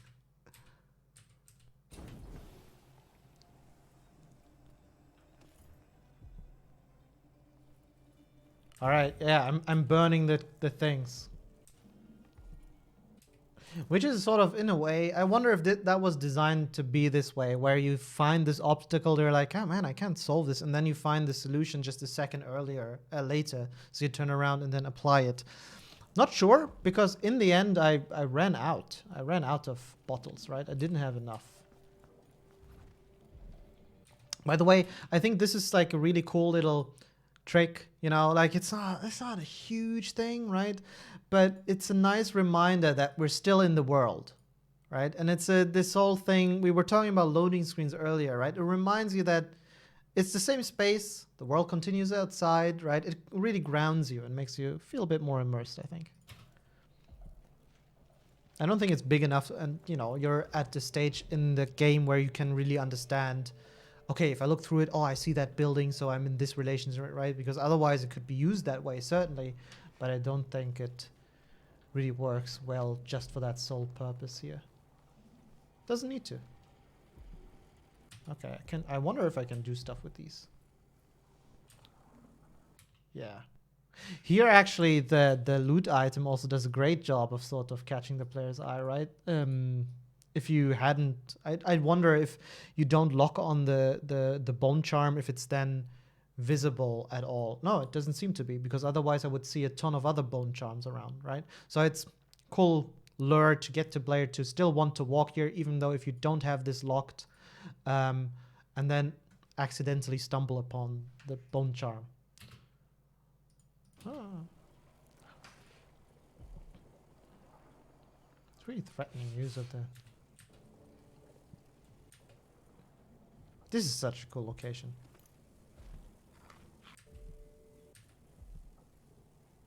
I'm kind of confused why this dude later on walks around there. I understand that he was meant to be the guy who sort of brought these flies in here and he nurtured them and they grew up and all of that stuff, but why was he able to just walk around there? Something I don't really get. Could I have shot these? Are they like fall down, kill things? Am I supposed to wait for these guys to go there and then... Because if that's how it works, it's kind of cool, because just looking into this, these really pop out, right? Green in front of the red. But at the same time, and also then the puzzle becomes really clear, but at the same time, I didn't really associate these with explosions. I don't know. Maybe you guys have played it and can tell me if these could be used like that. I could see a scenario where that might be the case, but I can't confirm it. You know, now I'm just speculating. I do like this whole little, you know, they literally put like a frame, like a grating in front to prevent you to just walking up to the corpses and looting them, right? Because it's like, stop, observe, and then these guys go for the corpses. right? Without this. And I wonder if this was in there always. Like, it feels like there might have really been a scenario where during playtesting, you know, they didn't have this bed here, which is actually kind of cool. And the players would just walk up to the corpses and get attacked as they were trying to figure out whether they're lootable or not, right? And you know, that would cause frustration. So at some point, the designer just went, fine, I'm just going to put a bed in front of it.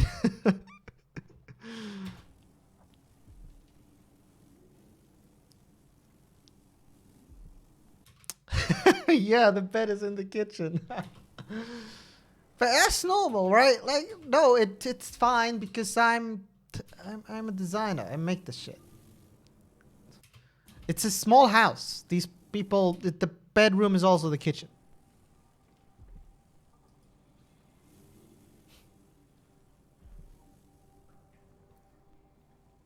But you know, I would say most of the players looking at this, it's only now that we really try to analyze this, we realize, yeah, that the bed is actually in the kitchen, right? It's like most players will probably not really focus on it too much, right? Because they're not busy looking at the bed, but they're looking at what is behind that. And in a way, using the bed and its frame is such an interesting use of an asset, you know, because like, imagine this. You have a pool of 3D assets that you can use, Lego bricks, right? And then you're sitting there trying to figure out a way of how can I make it so that in this kitchen, these guys can look at the corpses and see that they're being attacked by the blood flies, while at the same time stopping the player from walking there, right? Because objective A, showing the player that there's corpses that are being attacked, is done simply by not having the bed at all, right? But you get the problem that the player just walks up to the bed and then fucks himself over, right? And it might feel unfair because you're not, you know, you were looking at something else and it's, you know. So you look at your asset catalog and go, okay, what is this? Do we have like, what would make sense here? Do we have any barred windows like in a prison, you know, like some barred stuff? Like, no, we do, but it doesn't make any sense here. Do we have glass? No, I don't think they have any transparent glass here as well, right? And also that kind of, how do you shape this space to make sense like this? It's a kitchen. And at some point the guys just kind of went, all right, fuck it, I'm gonna go, I take a bed, I'll turn it 90 degrees on the side, and that's it. It's really good. I wonder if that's sort of, I could see this being sort of how it worked. Hey Raumdeuter, welcome back. Yeah. And again, it's a bit of an odd mesh to have the transparency if it was just sideways. I don't know. Beautiful. So here I was wondering if this is supposed to teach me also that I can use corpses to distract these guys. But at the same time, this really didn't feel safe to me. I don't know. Like, I think, and maybe this is sort of intentional because it keeps me on the edge, but one of the things I'm... man, thank you, Raumdeuter. How are you doing then? This is something where I'm like, I'm a bit torn, right? On one hand, I've been struggling the entire section here to really get a good grasp of what feels safe, like what is a safe distance to these blood flies. At the same time, you could argue though that is a good thing because it, you know, I'm less easily able to learn the rules here, which keeps the tension up and me a bit more afraid of the blood flies finding me, right? Because if I knew the rules, okay, it's you know, the metrics are you can be 2 meters away from blood flies and they will not attack you, then I can just work with that, right? But by not really knowing this and not really signposting this so well, I'm much more tense playing this. Because here, for example, I'm like, I don't know, even if they attack this dude, I don't know if I can actually walk by this. So that makes trying to sneak by these more tense.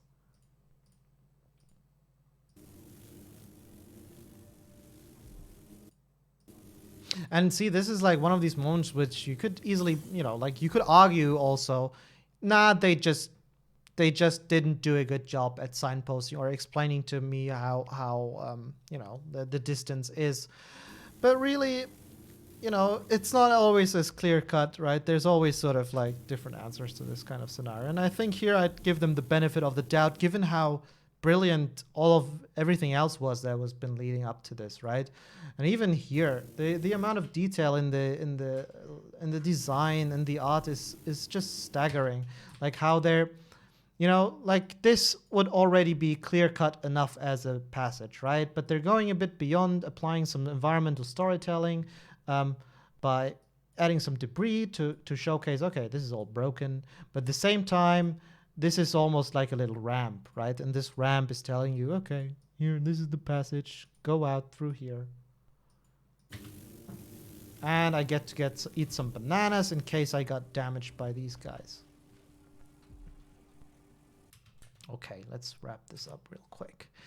So here, again, you have the whole, you know, like very strong contrast to remind you of where to progress. I still felt a bit confused here, I will say.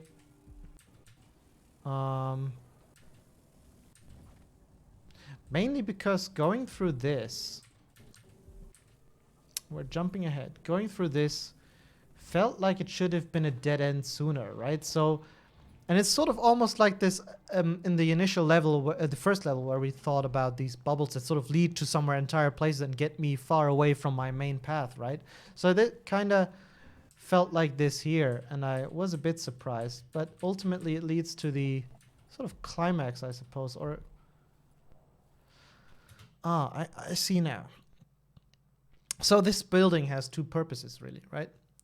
First off, it teaches you like three purposes then. It teaches you the whole bloodfly mechanics.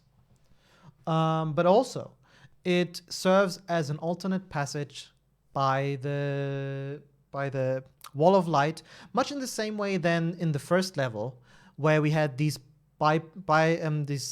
these side passages that, you know, like kind of surprised you, took you, kidnapped you, and then led you through the level when you initially had a very different plan, right? You thought it would be a building, you go in, go out, done, right? But it actually continues.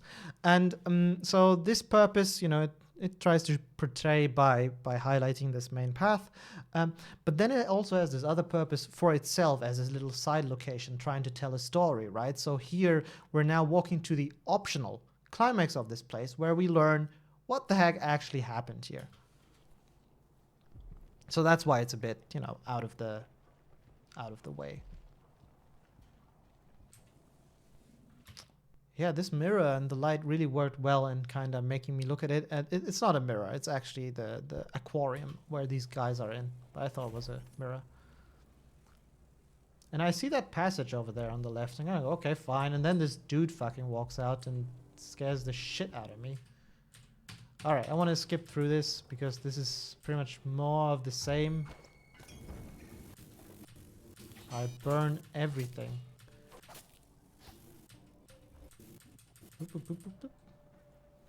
Cool stuff that I get some loot, right? At the end of the level, I get good loot. I get, you know, some narrative. All cool. I learn more about this. Moment of success. I get this weird moment with the window, which I suppose, yeah, as you said, one of you said, I don't know whom, but if you had Corvo's blink, you could blink out of here, which is a cool thing to consider in this kind of level design as a total, that there's two characters and they kind of want to allow them to play a bit differently, right? And it shows a bit of a problem. Something that we also have in Cyberpunk is that you only get to pick really one way as a player for yourself, right? So understanding the alternatives is really, really hard. Like, I lack the knowledge at this point, what Corvo can do, that I wouldn't be able to guess that his blink has a higher range than, you know, the whatever it's called that Emily has, right? So I can't really make this judgment. For me in the moment, this looks like, yeah, I thought I should be able to go out here, but I can't. It doesn't, you know, from a design perspective, like, you're thinking about this in two ways. Like, okay, here, this is the moment where maybe the player realizes that, you know, like, oh, this is the Corvo passage. If I was Corvo, I could use this. No, it doesn't really work that way. And it's something that in Cyberpunk we also sort of struggle on the occasion where, you know, you want to create these alternative passages and you want to imply that, hey, you chose these skill checks, but these other skill checks would have also caused cool things to happen, right? But sometimes you use your skill check and then it leads you through the level and you don't even know that there would have been another option with another skill check, and it doesn't really give you the same sense of reward that we think it would give you.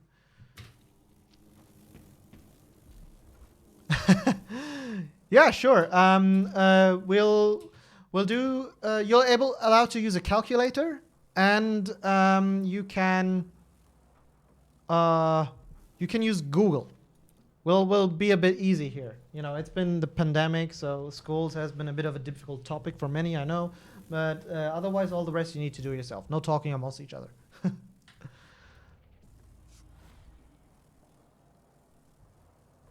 I'm not going to say whether it's a massive or something, but like the next gen version is something that's really important to us, close to our heart, and we're working on it.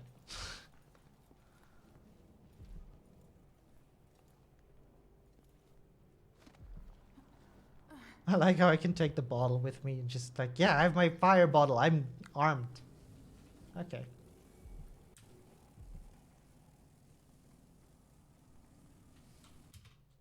See, this is a bit of a... Oh, this room was too good. We need to talk about this before I call it a day, because this was really, really cool.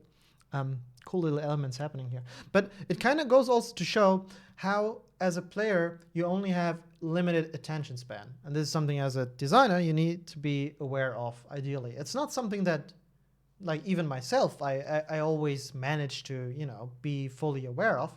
But it's something that we should strive to be aware of. And last but not least, I suppose this stream is also there to help me realize these things and become more aware of these things and improve myself, right? So, as I said earlier, we're trying to learn here together. Hence, also why, by the way, all of this is unscripted. This can all go wrong, but hopefully, I would say, it hasn't so far. Anyway, the point I was trying to make here is that we have limited attention span. So while now in this stream, I'm able to easily see, oh, look at the blockade. I can block it, I can unblock it, and then progress through this. When I was playing this, I wasn't able to see it. I was focused on this hostile thing, which screams death at me, right? So there's not a conflict here. This is fine as it is. It's just something to be aware of, that, you know, like, even if you have multiple elements, the player might not notice one which otherwise would be obvious because he gets pulled to another. And I think this is a particularly cool example because they're literally on top of each other, right? It's not like there's an element here that you see and that's why you missed the element here, right?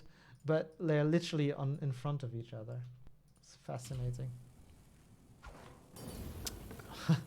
There's something so satisfying about using fire as a solution to kill these pests.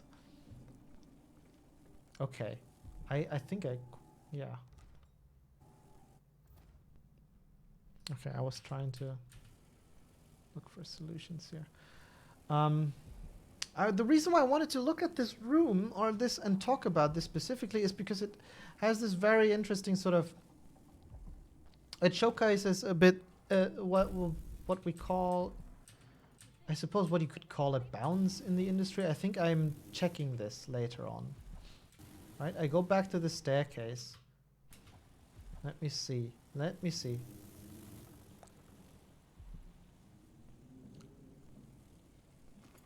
Is this not? Alright, I kill these guys, right? And then I play the bit again, right? I remember I was awestruck by this. We go back up the stairs, right? Yes.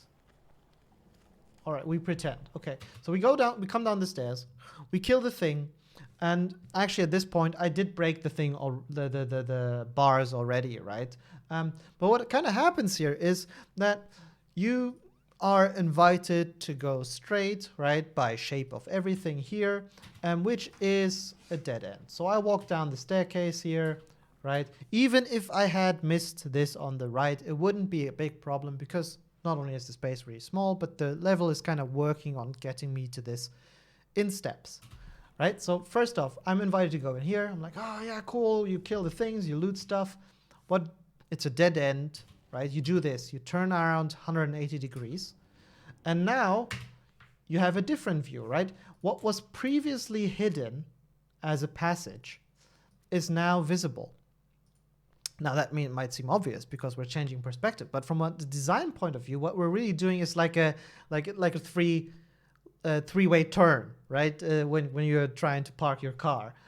So we went down the staircase, we went this, then then we went around, and now we're finding this space, right? And this is like an interesting way because, or interesting method, because for me as a player, as a designer, if I just had this and I was trying to make the player to go here because of the building layout, right? I need like the layout doesn't really work. Fraxu, thank you for joining us today, and good night. I hope you'll join us next week. I'm glad to hear you liked it. So for me, like the building is kind of fixed, right? It works in a way where we kind of know how buildings work, right? With the staircases, you zigzag back of them. You have a floor, right? And there's staircases in between. So we can't really change the rules of this without the building starting to feel really weird. So occasionally as a designer, you will get these weird predicaments where you have you need the progression to go here because of the architecture of the space, right? But at the same time, 180-degree turns like this, they are really difficult to pull off for the player because they're not intuitive at all, right? What we rather try to do, and now we're doing top-down drawing. So basically what is difficult to do is the player to get them to do this, right? So what is more elegant for them to turn around is then to do a set of 90-degree turns, right? Instead of doing one that is like this. And this is basically that applied, right? Instead of trying to somehow make him understand that there's a space underneath him, right? Which you could do. You could have, imagine there was an enemy here, right? And maybe the staircase is collapsed, so it's all one room, right? So you can look into this as almost like an arena, and you have an enemy here, and then he kind of walks up underneath you and disappears. That would be a way for me to understand, there's a space underneath me, right? Even though oh no, Yakas! 1%, we'll finish this quickly, right? So I, as a designer, I can, there's methods to solve this problem, but here they opted to keep the staircase, of course, and not just going to rip out a staircase for no reason, and sort of apply this whole 90-degree approach, right? So you go down here, you turn 90 degrees, you go into this room where there's really no other way than to do 180-degree, because if you want to continue, you need to turn around, right? And now I can actually see this new progression, the player where I go, and I somehow managed to allow the player to find the space, even though it's directly underneath them. Clever little design thing. And here, of course, the shape and everything is working hard. The shadow, the contrast here, to make this a bit more obvious. Oh no, Noyaka's just, yeah. Oh God, his phone died. Hopefully the VODs here will work this time. All right, and then we kind of go here, right? We have a little bit of the window on the right, which is what I thought that I could pass through that, but I couldn't. Noyakas, I'm very happy that you're still with us. So here I feel like I did something wrong. It feels almost like from design point of view, I should have been done, right? Like getting to this point, for me, it would have been the elegant or the desired outcome to be finished here. But it's almost then I wonder if they had this problem, and it's sort of like this window is almost like a reminder, like, hey, dude, there's still, there's still stuff to do. You need to go to, this one on the left, to go back, because that was the sole thing. Imagine we didn't have this window here behind us, this where the stuff is going through. I would have not gone back, right? Like, it was just literally because I saw this, I'm like, oh crap, I missed this for some reason.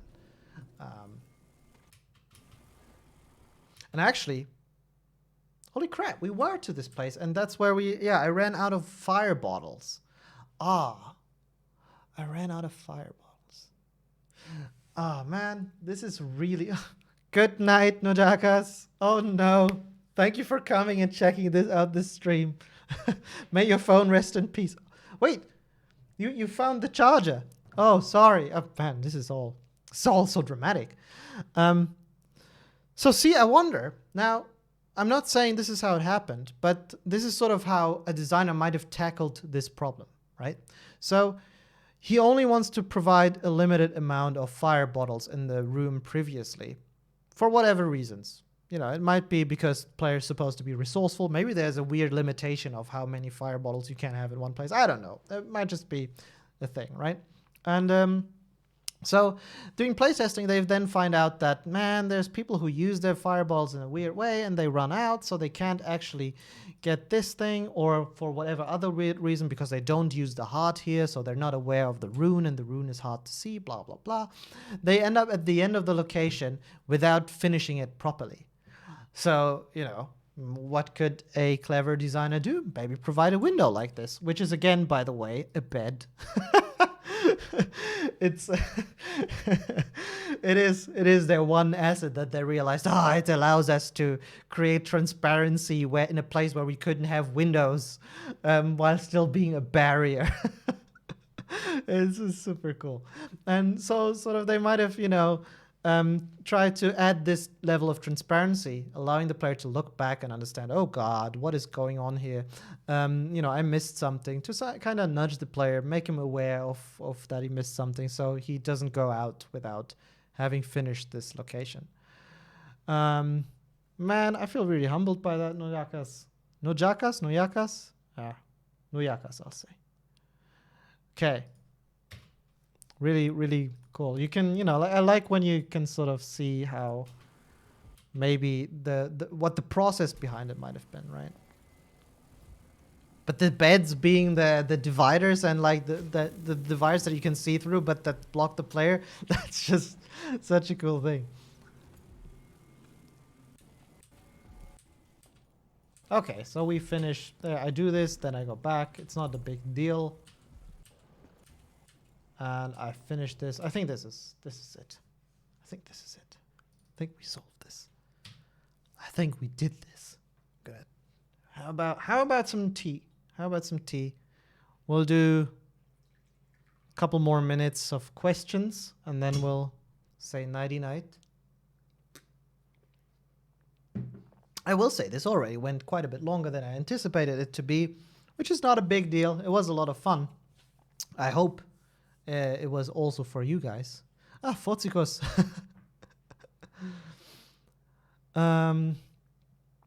Oh man, Shiel, I hope your dog is doing well.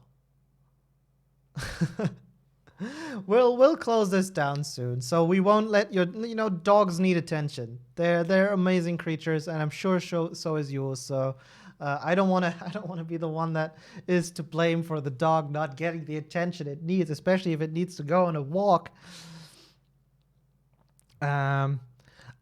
You will earn, I don't know, I'm not familiar with all this Twitch stuff. You know, you pass the test, you get whatever Twitch currency there is. No, by the end of the year, guys, we'll just walk through a level and you'll tell me what we see. We'll stop and you'll just explain what is going on there, okay? We'll flip it all around. Will you teach me what to do? Okay. So, do you have any last questions? All right, Noyakas, I recently watched your interviews. Is it stressful to do them? How do you not screw up talking about the most anticipated game, especially when you're not speaking your main language, English? You know, actually, funnily enough, I found so today I posted this whole thing on Twitter, right? Which is why we had a bit of an influx in viewers and also followers, which is nice. I like the idea of this reaching more people, especially if they're interested in it. But that was easily the most nerve-wracking thing I've done in a long while, right? Like I've proposed to my girlfriend. That was pretty hardcore in terms of nervosity, right? But I've the whole Twitter thing, that, oh my God, I said like thousands. Thank you. That's it's been a while. COVID hasn't really made marriage a possibility, but that was super nerve-wracking, even though we kind of already talked it out before. So it was not like I think it could have gone wrong. Thank you, though. Thank you very much. Anyway, though, that tweeting that stuff was crazy. Like, I don't know. I sat in front of that tweet. Like, last week after Wednesday, I thought, okay, maybe I should tweet about this. So on Sunday, I thought, I'll do it. Then I thought, I can do it on Monday. Sasko is streaming on Sunday. I don't want to take the show from him, right? And then, like this morning, I'm like, oh, God, you need to post it this morning. And now, like, I managed to actually convince myself, what is it, like half an hour between I launch, because it was just, I don't know how anxiety works in very different ways. So yeah, weird about the interviews. Like, the interviews themselves, I don't find them so stressful. They certainly are more stressful at the beginning of our marketing campaign, or at least they were so in the way we've been doing it, right, where we were less talking about the details of our games, and then later on, when we're able to talk more freely about everything, it's a bit more chill. But yeah, before that, you try not to step into any landmines. Exactly. By the way, I need to say this also. Check out Shial's stream. She's one of my dear colleagues, a graphics designer, and that is correct, right? Yeah, and very lovely person to listen to. I do occasionally also check by her streams, and yeah, it's just worthwhile. Follow all the Reds, really. They're all very lovely people. I really enjoy working with these guys. Also hanging out, but that's not so much possible now. Okay. Dark Souls 1 stream soon. Ooh, I would love to. Let's do Demon's Souls on PS5, actually. But one thing I really, really would like to play is Bloodborne. That's like one. Oh my god! When I start talking about Bloodborne, I won't shut up. Like, this is like, my colleagues make fun of it, like how much of a nerd I am, or how much like I love Bloodborne. Oh god. I have a platinum trophy in that one. Only game I actually have a platinum trophy in. Oh my god. I can't wait for it to happen, Ayanosaur. Also check out her streams, right? She does amazing Destiny streams. Also a game I've been meaning to check out again after a long time of absence. A game that utilizes the same techniques that we've been looking at today really, really well. And I find it always commendable, even in sort of like when they have these strikes, these dungeons, right? They're more linear, but they still utilize these tools to make sure that the player can intuitively find the way in the midst of action, which is shooting at a lot of enemies, jumping around. It's a very agile game, and yeah, super cool.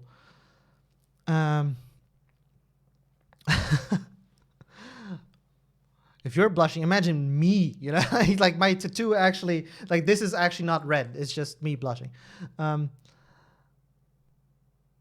Okay, so we need to watch Reds. Yeah, we need actually all Reds. We need to organize ourselves. So Sasko is Sunday. It's Sasko Sunday.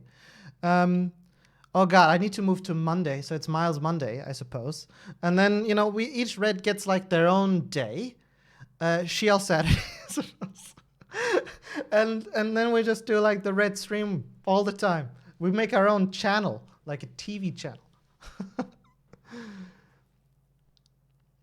Thank you for the encouragement. Thank you very much. Like, man, I had a lot of fun today. This was really, really nice. I hope you felt so well. I primarily also, I hope you found this very informative.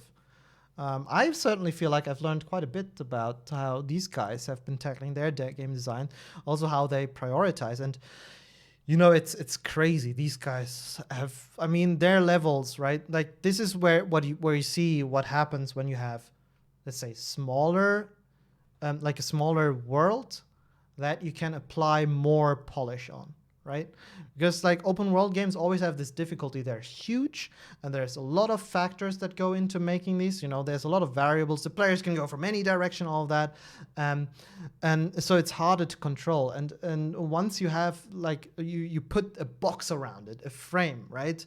It becomes more easy to actually anticipate players' movement and then act accordingly, and that frees you up to spend time on other insane tasks, like polishing the gameplay flow insanely to 11, right? Utilizing more and more tools to make the flow nicer. The guys from Naughty Dog, for example, you can see what sort of linear games allow them to do, right? They can spend the resources and time adding insane details to their encounters, right? The kind where everyone else goes, oh my god, right? But they can do this because they don't do huge open world landscapes where the player just decides all the variables, right? And it's a trade-off. It's just a different way of making games, and they all have their benefits, and I can only respect them for what all of these guys are pulling off. What do we say to someone who wants to get into level design? Do it! Do it. It's the best game making discipline. But I suppose this question is a bit more aimed at how to get into the industry, and that question I might actually have to at some point do a little talk about this and clip this or something. The one clear path actually into many game disciplines is to make stuff, right? Like portfolios and and companies really like to see when you've already made stuff and finished stuff. And the one way to start doing this, other than perhaps studying, like doing a game design study, which are becoming more and more popular, is to, like I did, for example, sit down, mod a game, and start working on it. If you want to be a level designer, download Unreal or Unity or whatever, and just start working away and make something. It doesn't need to be complex. If only it serves for you to learn the tools and, get a feel for how the work is, that will already do great things. All the better if you then decide to make a little project and create a little level yourself and see where it takes you. I'm very glad you said that, Obix Plays. All right, I think we're slowly closing this down. It's 2, 3, 4, 5. I think this is such a great time to stop the stream. 23:45. Oh my god! And now my dear buddy Gero, who is a childhood friend of mine, now he joins. Gero, I'm so sorry. We're about to shut this down. We've streamed for 3 hours, 46 minutes now, and it's designer bedtime. Anyway, so everyone, from the bottom of my heart, thank you for tuning in today. This was an immense pleasure for me to do, and I'm looking forward now, more so than even last week, to repeat this next week. My rough plan is I won't be playing the entirety of Dishonored live on stream, simply because by the speed we're going here, Sasko would finish Cyberpunk before we finish Dishonored, I think. And while that might be okay for some of you, I also want this to be a stream where we can celebrate the work of many, many different designers, which have worked on many, many other games. So eventually I want to move on to other games as well. Now, having said that, I think Dishonored 2 deserves a part 3 because I have heard from many, many sides. Not only do we know that the level design is amazing, but there's this one legendary level, of course, which is called the Clockwork Tower. Now, I have never played it. I don't know what it is about, but I'm really keen on playing that one live. So what I will try to do is until next week, I'll play the game, continue playing it at my own pace, and then next week live we can hopefully play that Clockwork Tower, and you will get my first impressions of that level. I will react live to it, and then we will go through it and dissect it much in the same way that we did today, and hopefully we'll learn some cool stuff about what is presumably a legendary quality level, right? Until then, thank you again so much for checking this out. I hope you will have the time to join us again next week, where we will learn more awesome stuff. And if you want to contact me otherwise, it's a bit difficult to reach me through Twitter because I get tons of messages. But what I would like to hear is which games would you like me to look at? Because I don't yet have a specific plan of which game to tackle after Dishonored. And again, next week hopefully will be the final part where we will do that live, and then we will move on to something else. Maybe a third-person game, maybe Minecraft, maybe I don't know, like real-time strategy game. There's lots of games out there. They all have really, really great qualities at them, and I think there's lots of stuff we can explore together and learn a lot from. Cool. thank you, everyone. Have a good night. Take care. Stay safe. And hopefully then, until next week. Cheers. Miko out.